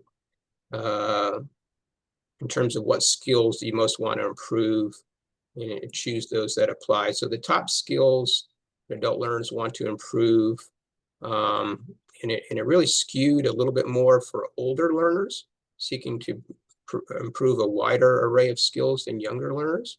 But better communication skills, understanding more words. Thought that was sort of an interesting way to put it.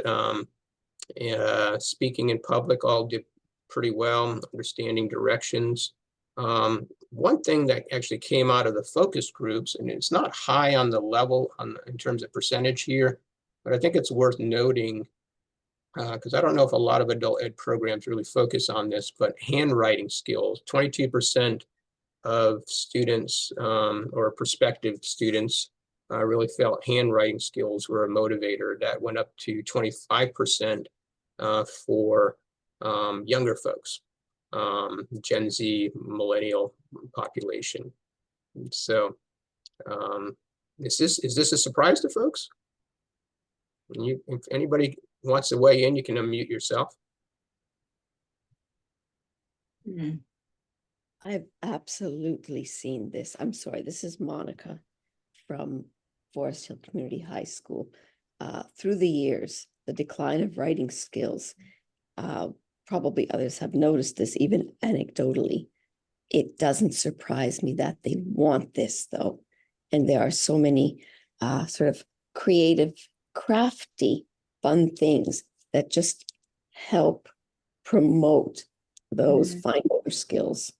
I'm excited by this actual, outcome. I mean, this quantitative validation. Thank you for this. Yeah. Well, thanks for that observation. I agree. I think with, we focus a lot on digital literacy and keyboarding, and Rebecca just talked about typing. All those skills are good, but those writing skills, fine motor skills, and that probably falls under better communication as well. That's a much broader topic that would be inclusive of that, I think. So something to keep in mind. If you don't have a handwriting component to what you're doing, it might be something you might want to ask your students about, see if they're interested in adding that. So thanks those of you who responded to the pre-event survey. I included one question as it pertained to this particular presentation with regard to what you felt. I think we had 35 responses to this survey. What you felt were the top 2 barriers to prospective student participation in your program, or in programs in general, not specific to your program, but what are the 2 top barriers in terms of adult education and literacy students or prospective students? So not enough time was mentioned by 64% of you, fear of failure, 39%, not confident, you'll do well, 36%. You can see down the line there, culminating with not sure program will help, not knowing anyone else in the program, and the cost of the program. So the national survey asked this question, and this was the response. So not enough time, that was, you all had as number 1, was in the top 3 here, 31%. Fear of failure, also ranked high, number 2, and that was ranked number 2 by you all. But the real takeaway here is that this cost of the program is very high. In fact, it was, outpaced all the other responses, or the next response, by 18%. So this is something that is another, I think, significant finding here, that perceived costs for enrolling in a program, and you can see that percentage is even higher for Gen X and baby boomers at 58%, felt that was a significant barrier to enrollment. So there's a disconnect here, because our programs, whether they be community-based programs or, here in Florida, school district and state college programs, all are quite affordable. I know many of you don't have a fee or have a very nominal fee. I think in the school districts and state colleges, it caps out about $90 a year. So in our research that we did with some focus groups a few years ago, when we sat down with students, they really felt that was a huge selling point, that that these programs were so low cost. But the word is not getting through to folks. There's a perception here, perhaps because they're connecting it with the higher education costs and so forth, and making certain assumptions. So so we need to kind of really take a look at that. How can we really reinforce what the costs for these programs are, be fully transparent about what the costs are, because we don't want that to be a barrier for folks. The fear of failure, that's understandable, and there's certain things we can do too with regard to maybe addressing some of those concerns as well. Is this a surprise to you all? I guess to some degree it would be, since your survey results indicated. What do you all think in terms of the cost of the program being such a predominant factor for a lot of these folks? Anybody want to weigh in on that one? Yeah, I'll talk. Sorry. Yeah, go ahead. This is Shannon from Santa Fe College. I think it, like you said, it just highlights that people don't actually know what our program costs, because we're grant funded. We can only charge $30 a semester, And I know we do have students who have a hard time paying even that, but I think it's really for us a lack of advertising or lack of, communication in the community so that they understand what we're really charging for our program. I totally agree. I believe that a lot of a situation is marketing, because we have minimal fees. And also if a student indicates they're not able to pay, we try to get some type of assistance or scholarship. So I think it has to be a lack of awareness, even in the public sector. I believe right now it's $40 per semester, which again, it could be a hardship for some. But I'm surprised that the cost of the program is so high. And I have to agree that it must be some other influences that they're not aware that these courses are available or that other programs are available. Maybe we need to communicate this in a more effective way with students. Yeah. Greg, I have a quick question. Oh, sorry. Go ahead, Shanice. You got a question? Yes. So, was there any discussion on how we could like nationally market the program so that you know it would make it more, I guess have more public awareness of programs like within the states that they can seek out their local or state programs or nonprofits? Was there any talk about like a national campaign or maybe a national marketing strategy? Yeah, there's a few efforts out there. I know COABE has a national strategy. The Dollar General Literacy Foundation has put quite a bit of money into developing PSAs and putting them out online and so forth around the GED and adult education in general. I think one of the challenges though is it's probably fairly universal that adult education programs are low cost, but the costs do change from program to program. So it's a little hard to kind of in a national way say it's going to cost XYZ, but I think you can get certainly the message out there that, check these out. They're often very low cost programs in your community. So I think there definitely could be more, Shanice, that can be done in this area. And hopefully, this was done through this national network through All In, that they'll be taking and using some of this information to maybe tweak some of their messaging, pro-literacy as well, and so forth in terms of letting folks know that these are bargain programs. You can often enroll at a nominal cost. And I know that we're working with people who have low incomes, so we got to be careful in terms of what's nominal, but I know as several of you have already referenced that there's scholarships or you'll waive fees and things of that nature that adult education programs traditionally don't want to turn people away because of lack of resources. So yeah, I think reinforcing our message. This was again one of the key takeaways and one of the more surprising elements from the research, that this rated so high in terms of a barrier. Maybe we need to think about getting into, or like at least at maybe All In or COABE or Dollar General, getting into the podcast space and advertising there, because a lot of people listen to those podcasts, get information or their news from podcasts. So I'm just thinking of how we can broaden the audience.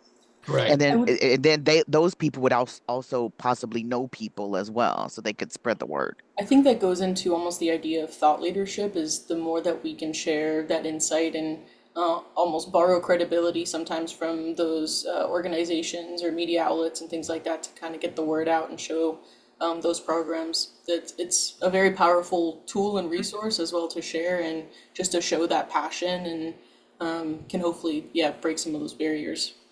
Would definitely agree thought leadership is a great way to go. Or writing blogs, more, posting as well, and then collaboratively sharing on social media, maybe doing, you know, shared posts between different programs to raise awareness, and you're saying that element's a great idea. Yeah, when we Greg, go ahead. But some of them might, if they, for the GED students, if they go online and check out the cost of the test, I mean, I know even our, you know, our school system, you pay $30 a semester, but you also have to pay for the test itself, the 4 tests. So if they're looking at that, including into the cost of the program, that does raise concerns. I know we pay for the test, but I know our school board, you know, the students have to pay for that. And if they go on to GED.com and find out how much the test is, then they might not decide to, you know, enlist into a program. Yeah, that's a valid point. I know a number of communities do have some scholarships available for to help cover all or part of the cost for a GED, but that's not universally available. So that's definitely a factor. I'm not saying that cost isn't a consideration for folks, but I think that the overarching message is that there's a presumption, or an assumption, I should say, by a lot of folks that the costs are probably quite a bit higher than they actually are. We did in our focus groups that we did on student recruitment a few years ago, there was a really clear message from, and these were students who are currently enrolled in programs, but very clear message that they really went, you know, they wanted to see, and they initially went to the website of whatever programs they were considering and really looked for information with regard to what the cost was, and, you know, what the enrollment process was and things of that nature. So, you know, transparency and making sure that's really clear on your websites, you know, I think really can help. It's an easy thing, comparatively easy to do, but it could be really helpful if that's not something folks have to kind of dig around for. And if you're with a, you know, like a community college or a state college, you know, that it's really clear that your fees are different from what the school's traditional fees are for other students. So, This is Vonda in Broward. Can you all hear me? yeah, go ahead, Vonda. Yeah, I just wanted to tie into the cost of the program and not having enough time. We're finding in our adult literacy and ESOL programs that time and the cost kind of go hand in hand. It's not that our programs cost them any fee, but it costs them their time. Right. When they can be working that second job so they can cover the mortgage or the rent and other household responsibilities. Many of our students have to make, you know, their job a priority. If overtime is demanded of them because they're low literacy or English language learners, they have to take that overtime. They don't want to take a chance at losing their job. So those two things kind of tie in. So even if they don't pay us anything, their time is costly to them. Right.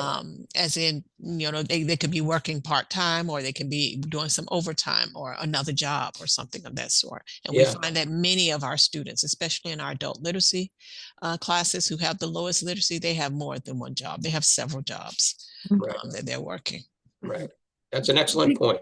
People are making decisions all the time in terms of prioritizing what they're going to do with their limited time, and, you know, trying to get adult education higher on that ranking can be a challenge, especially, as you pointed out, if folks are just trying to figure out ways to make ends meet. You know, there's an opportunity to work some extra hours at your job or work another job, you know, to prioritize adult education, which they might recognize, you know, hopefully do recognize as something that will be very helpful to them in the long run. But it, you know, it's definitely, you know, it takes a while for that to really start to pay off in terms of, you know, your employment or pay situation quite frequently. So good point. Yeah. To piggyback off of Vonda right now, my programs here at Seminole State Commits are free programs. Now, I've often had management come back to me and say, there's no skin in the game. They should pay something so they could have that consistency of coming to class. Because some start, some drop, they don't have consistency of coming into our free programs.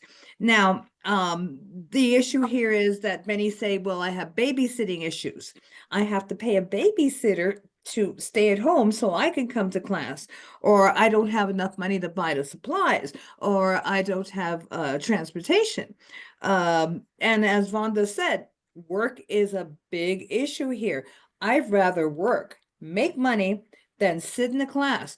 Then you have the social psychological background of certain cultures that think once you graduate high school, you paid your dues, that's it. We need you to work. We need you to be a contributing member of our family, because if not, we don't have enough money to pay the rent or buy food. So you have issues with even, high schoolers that have to take that gap year that they call it, or that resting year, or whatever, the hiatus, because they're kind of like forced into working because they want to have that money in their pocket.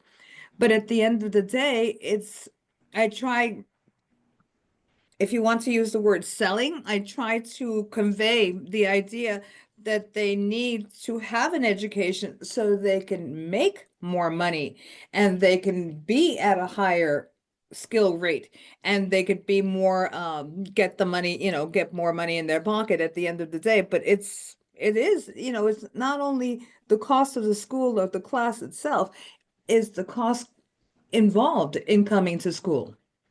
Right. Absolutely.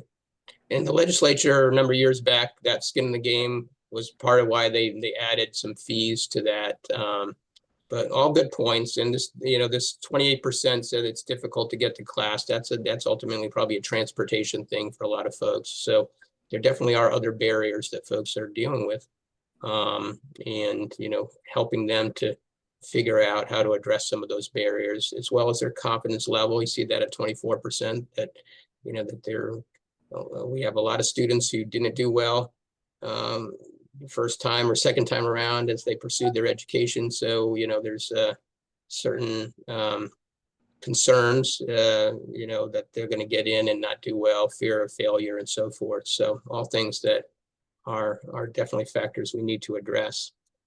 I wanted to share another thing with regard to how we're delivering services. So this was a question as to what learners prefer, how learners prefer to, engage or in the programs, and, what format they prefer.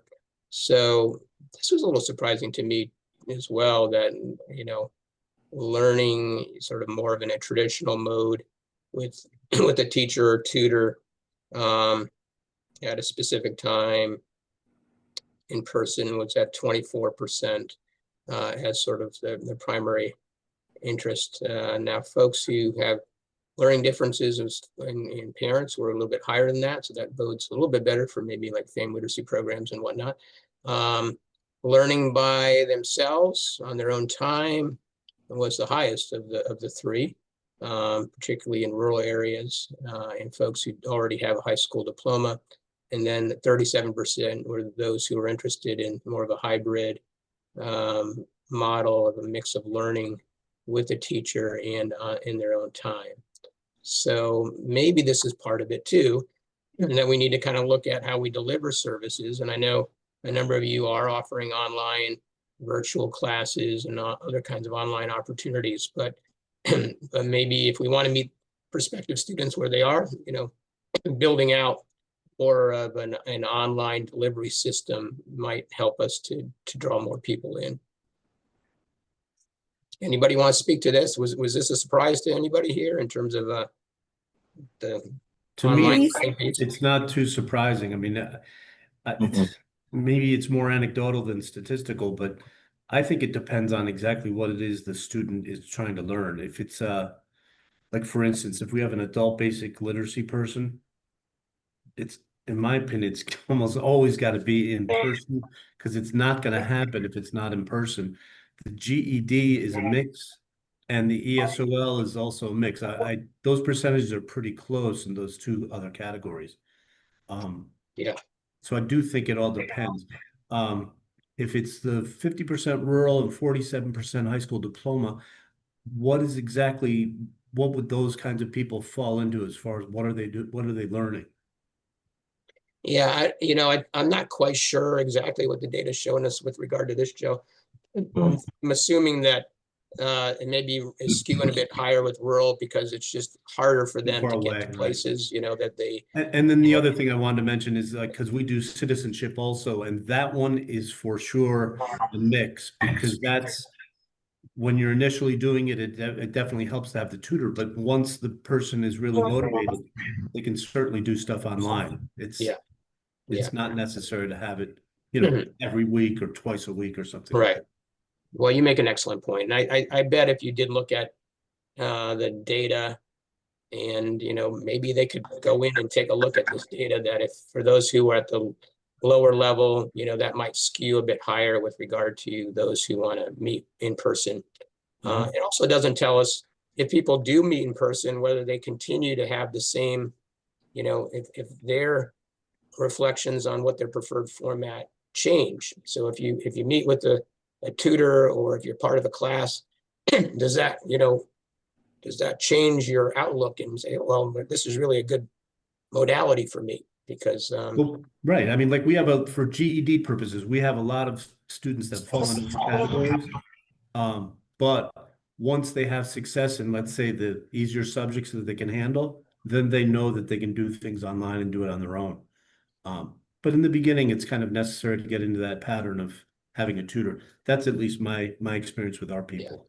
I think you're probably right on the mark. And it's good to ask your students. Our students are a fantastic resource for all of this. Greg, I will tell you, 99% of the new learners that we intake want in person. The only time where they are more favorable is when I tell them there's a wait list of a year. Then they become very open to online and hybrid. Okay. So the folks are coming there. They want in person. Yeah. And my experience is a little bit different. I'm experiencing the opposite. More students requesting online instruction. Oh, really? Actually, with us, with Seminole State College, we've been very successful with English as a second language classes, virtual English as a second language classes. However, it's not for everyone.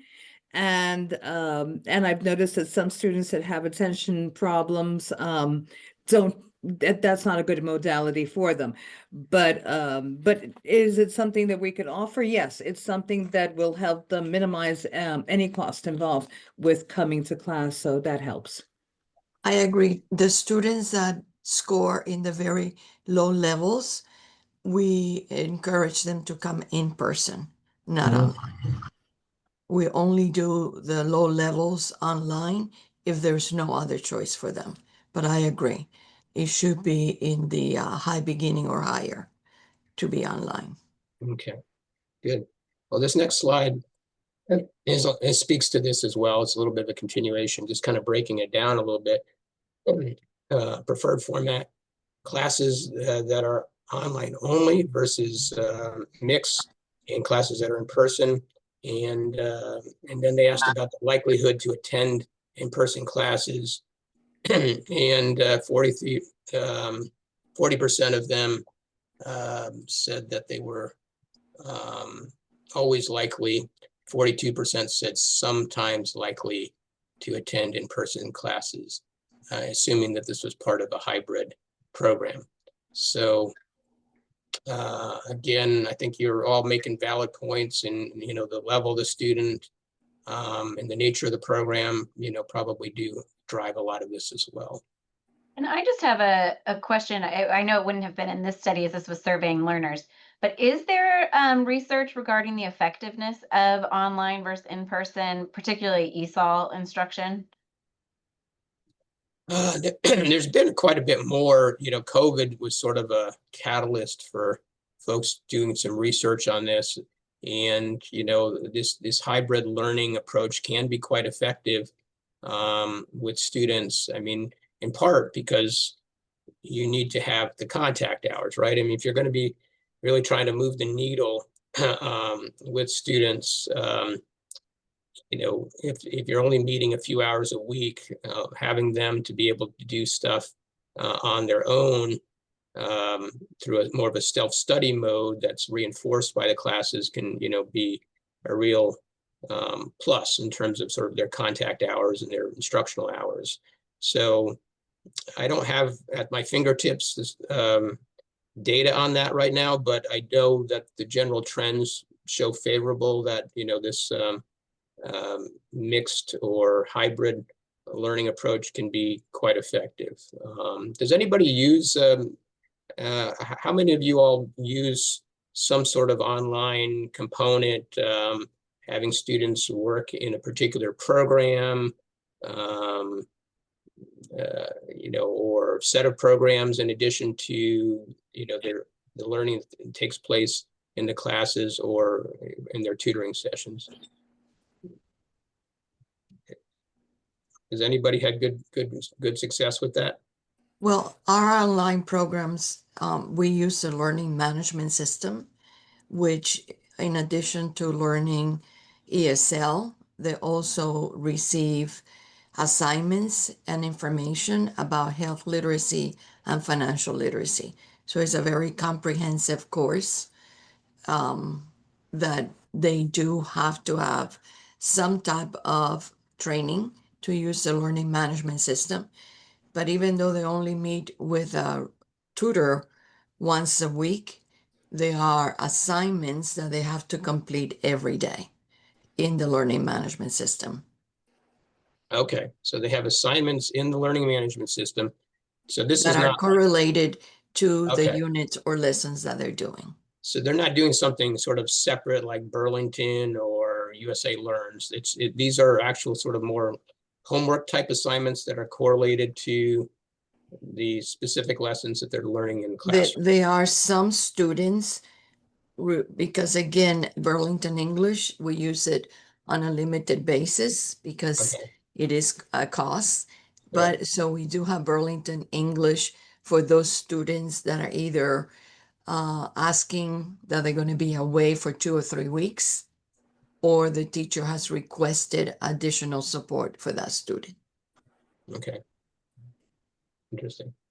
But they also use other type of links and platforms that are free. So Greg, well, we have 2 programs. So on the project lead side, we do in-person, online only, and hybrid. In the online only, we've had, like I said, we had our first graduate from Miami-Dade College, and she was completely online. She was in the program for 3 years.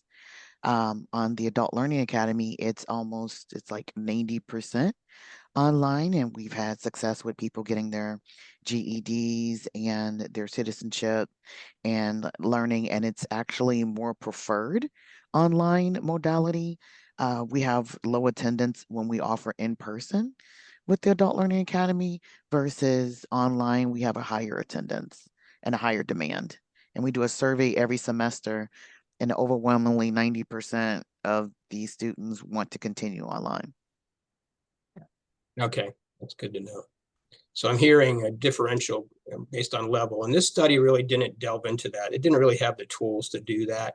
There was some screening questions on the front end to kind of make sure that these were folks who were generally in need or perceived a need for certain, reading and adult education related skills development, but it really didn't get into the leveling piece. So all good points with regard to, maybe that's a little bit more appropriate for folks who are at a higher level. This rural piece I thought was kind of interesting too. Not a surprise because, people probably have access to fewer options close by in rural communities, but definitely seems to be skewing higher, that online is of a higher level interest for folks who are serving more rural areas. Now, how people perceive or how learners perceive what it means to learn online is an interesting piece, because I think according to this, that there's not a common not a common understanding of what that means. So that's something we need to kind of take into consideration as well. And asking folks what their preferences were, or actually what their understanding is. Using an app or watching videos on my own, that's how they perceive online learning, versus what I think most of you all are probably doing more, which is, using Zoom or some other kind of video conferencing call app to deliver synchronous or real-time instruction, augmented by some of the, resources that Veronica just shared and others use that are done on their own time, which is a little bit more of a hybrid. But this is, as we're marketing or promoting online learning within our programs, we just need to take into consideration that people might not always have a common understanding of what that means. So we need to really, again, be clear and transparent in terms of what that's like. And, folks can, if you can give them some examples of what a class curriculum is, or, videos and things of that nature that can kind of show them what the learning process is, I think it could be helpful here. 56% of students skewing higher, ESOL students, Gen X and Boomers, 57% and 61% of folks who went to school outside the United States tend to look at online learning more in the context of using video calls and classes and online, whereas just the sort of apps and watching videos, more folks who are rural, Gen Z and millennials, and those who have a high school diploma or higher.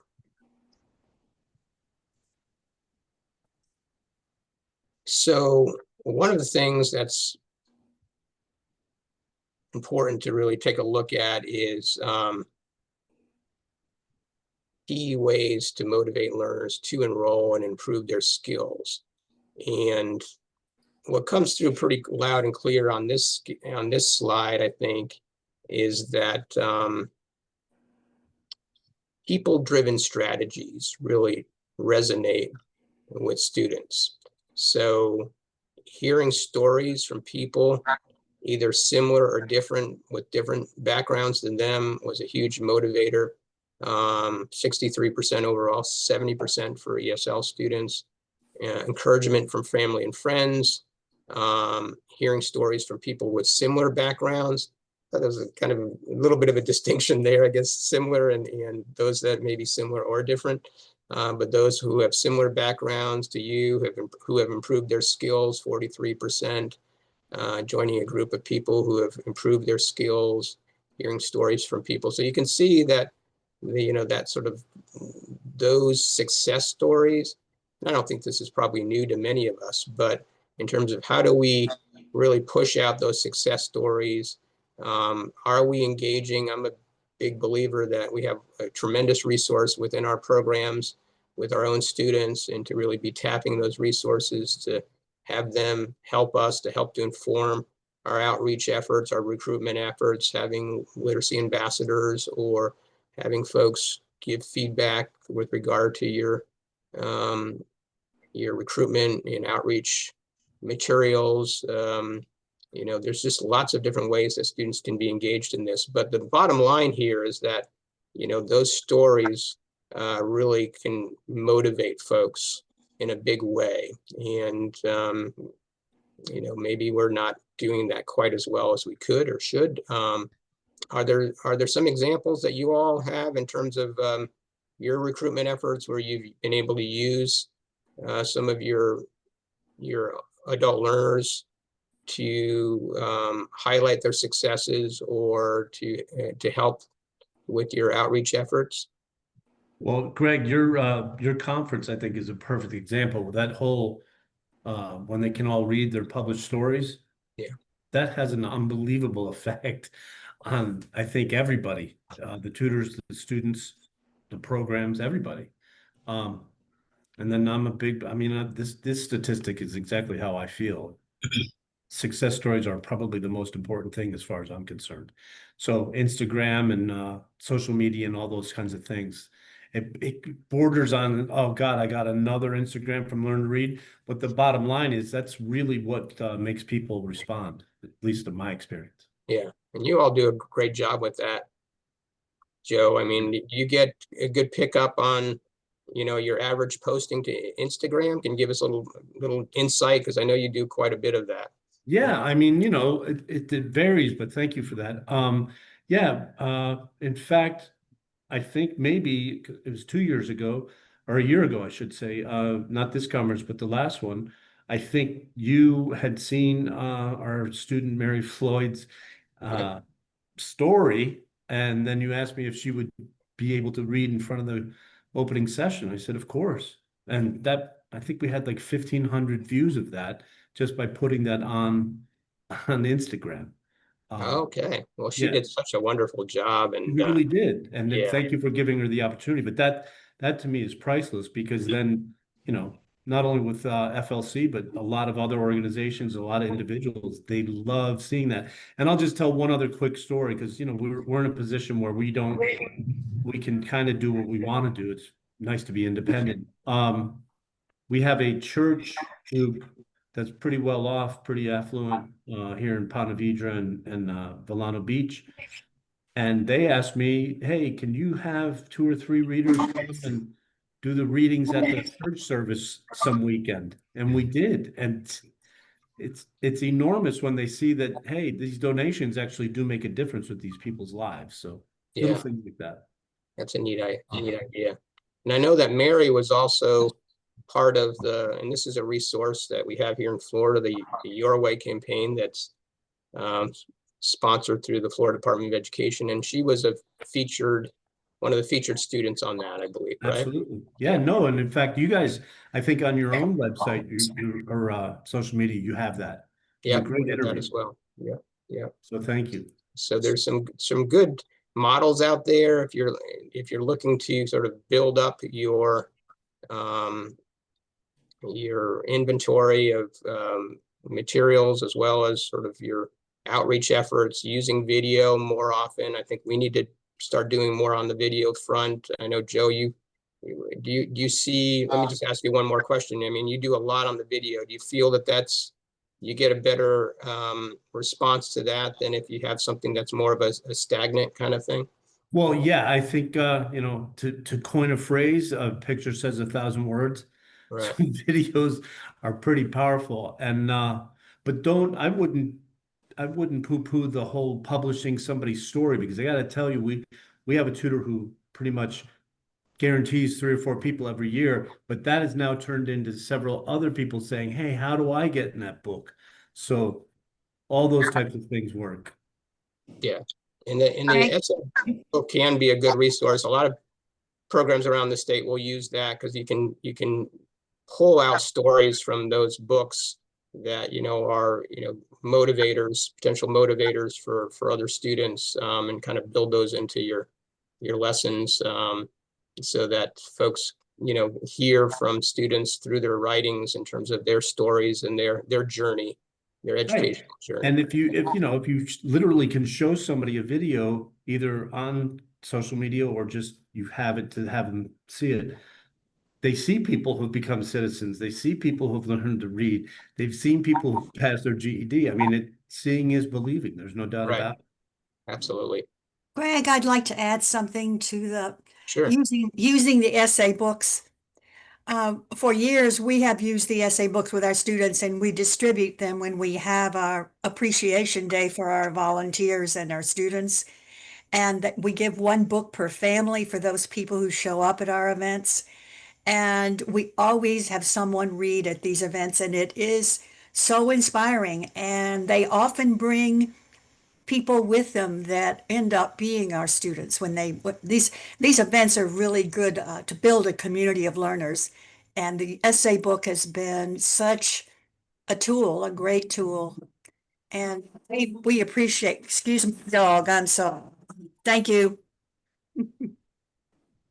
Okay, well, thanks, Pat. Yeah, you all have really utilized it much more than other programs, and we appreciate that. Stephanie, if you don't mind putting in the chat the link to the essay book if folks are interested in that. So sort of wrapping this up, just some key takeaways. Knowledge of adult learner programs is low, but the interest is high. So there's a real opportunity there. Folks are interested in these programs once they learn about them. And so we just need to figure out new ways. I know we often use word of mouth, which is a phenomenal way to get the word out. And, you know, I've been doing this for a long time. I've always kind of equated word of mouth mostly to the fact that folks have had a good experience and they're sharing that experience, and other people you know, are learning from that. And I think that's probably the predominant thing, but they're probably also sharing information about what the cost is. I didn't really ever thought about that very much, but you know, when you're telling your friend, they're like, well, how much does that cost? And they're like, oh, it's only $20. And like, oh, wow, that's a fantastic deal. Because a lot of times, and this came through in our focus groups that we did a few years ago, that ESL students in particular often come from countries where learning English is quite expensive. Going to an English class can be quite expensive. So we got to kind of help them change that paradigm in their minds that, you know, it's not the same. It's not the same here in the United States quite often for our programs. Assumed costs and fear of failure are barriers. In terms of the fear of failure piece, you know, sharing stories, I think, can be a great way to kind of mitigate that. Of course, everybody's going to have, you know, well, I shouldn't say everybody, but a lot of students, you know, will have some trepidation going in. So having that initial experience is a very positive one. As they're coming in the door, a very affirming one, seeing some success early on in their studies, all these kinds of things that we do in our programs to really help bring students along in an incremental way and really show them that you know, we're here for them and they're appreciated, are all factors that can kind of help us to address the ongoing fear of failure. But that fear of failure to come in the door for that first time, you know, I've known when a number of students, especially when I was in Virginia, that, you know, later on, and maybe you've had some of these same experiences or some same conversations, that students that said, you know, that was really one of the hardest calls they've ever had to make, especially for sort of the literacy students, you know, to pick up that phone and call us and sign up for the program. So so we definitely want to do what we can to kind of help to address those fears.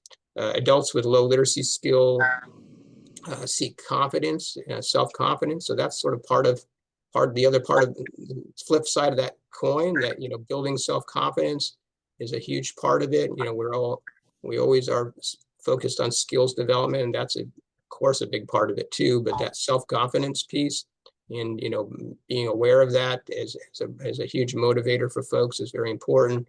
And then, you know, potential learners, or at least quite a few of them, do favor some flexibility in terms of their options, learning online and in person. So I think if a program can offer a variety of different kinds of modalities in which they provide services, then you can probably appeal to a greater number of people.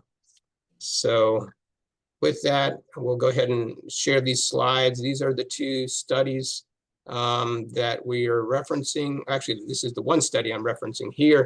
I'd encourage you to go in and read through it because there's quite a bit more there than I was able to cover today. And it's really good, I think, actionable research that can really give you some insights into what are some of the motivators and barriers to folks who are eligible but have not yet enrolled in adult education. Another study that the All In folks did this last year was advancing the barriers to adult literacy is brand new. That just came out this spring. But last year they did a advancing adult literacy, mobilizing business and the Beltway. So that's an interesting study that looks at sort of business leaders and policy leaders and asking them for their perceptions around adult education and literacy. There's some good actionable items included there too. So I'd encourage you to check that out. So any final questions or comments before we wrap this up? Okay, very good. Well, good conversation. We appreciate all the input, and we are kind of back on schedule here, pretty close. So let's give it another 10 minutes, maybe at yeah, we can stay on schedule here, and at 11:45 we're going to come back for our targeted group discussions. So these are some topics that you all indicated in the survey that you'd like to have some discussion, and we'll have some small group discussion. I'm sorry, Vonda, go ahead. Did you have a question? See your hands raised. Maybe not. Okay, maybe that was from before. Okay, good.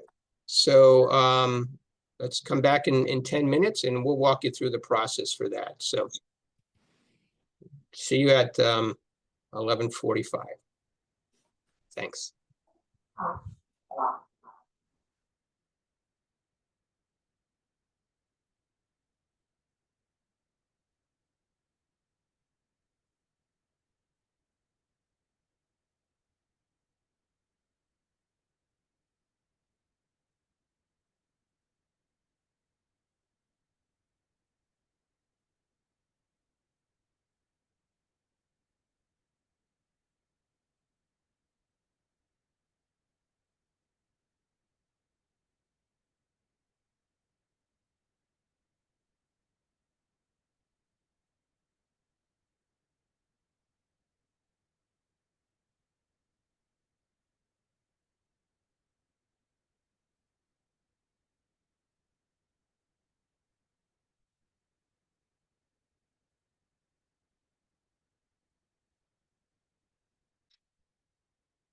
Okay, welcome back, everyone. So for our last session of the day, this is really a discussion session. So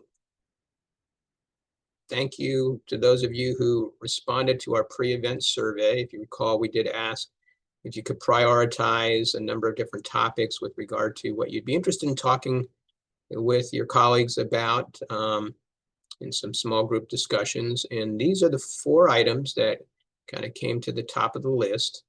Marketing and promoting your program and services. We've already kind of started to have a little bit of dialogue around that, but especially around sort of student and volunteer recruitment or other ways that you might want to promote the good work that you're doing. Building local collaborations and partnerships, always a very popular topic. Can you find partners to help you to do important work that you're doing, or perhaps in some cases help each other if you're partnering with other education and social service programs. Offering workplace literacy and education programs, and that's something that's we're starting to see is emerging more and more as folks are partnering with employers to do on-site programming, and I know several of you have been engaged in that kind of thing, so perhaps you can share some of your experiences along those lines. And then the last is recruiting, motivating, and retaining adult learners. That's certainly a big one for us. We've been talking a bit about recruiting today, but that motivating and retaining especially is something we haven't really touched on too much, but certainly talk about all of those. This is a pretty loose format, or informal, I should say. We have some sample questions here that we'll put in the chat just to kind of get you started, in terms of things that you might want to use as a guide through your conversation, but you don't have to stick with this. These aren't sort of in any kind of formal facilitated type thing. It's more of an opportunity to have some discussion around topics of common interest. So what we'll do is have 2 rounds of these talks, 20 minutes each. And so what we're going to do is have all 4 of these offered in each of the 2 rounds. So you just pick your top 2 that you'd like to have a conversation with others about, and you can, then pick one for the first round and then your alternative for the second round. So this is going to be small breakouts. You'll have a chance to select. In fact, let me pass it over to you. Stephanie, can you explain the process in terms of how they're going to select? Yes, I will open the room and then you will be able to decide which conversation you'd like to join. We're going to have a reminder as we get close to the end of the 20 minutes, just so that way you guys can start wrapping up those conversations. And then I'll have you join the main meeting again, and then we'll do the same thing over again. Those rooms will be opened back up, and then you'll be able to join a different conversation. Okay. Are there any questions? Okay, good. So let's go ahead and do it. Okay.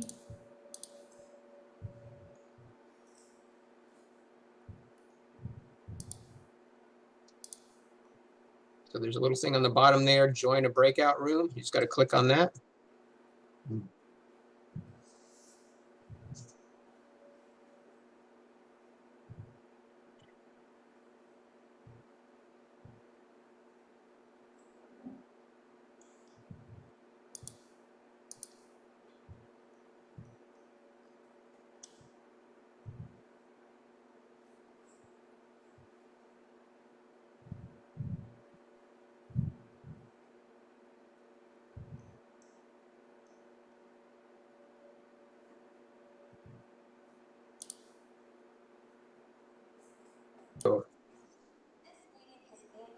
Okay, well, that's going to wrap up our day. Was there anything? We have a few minutes here.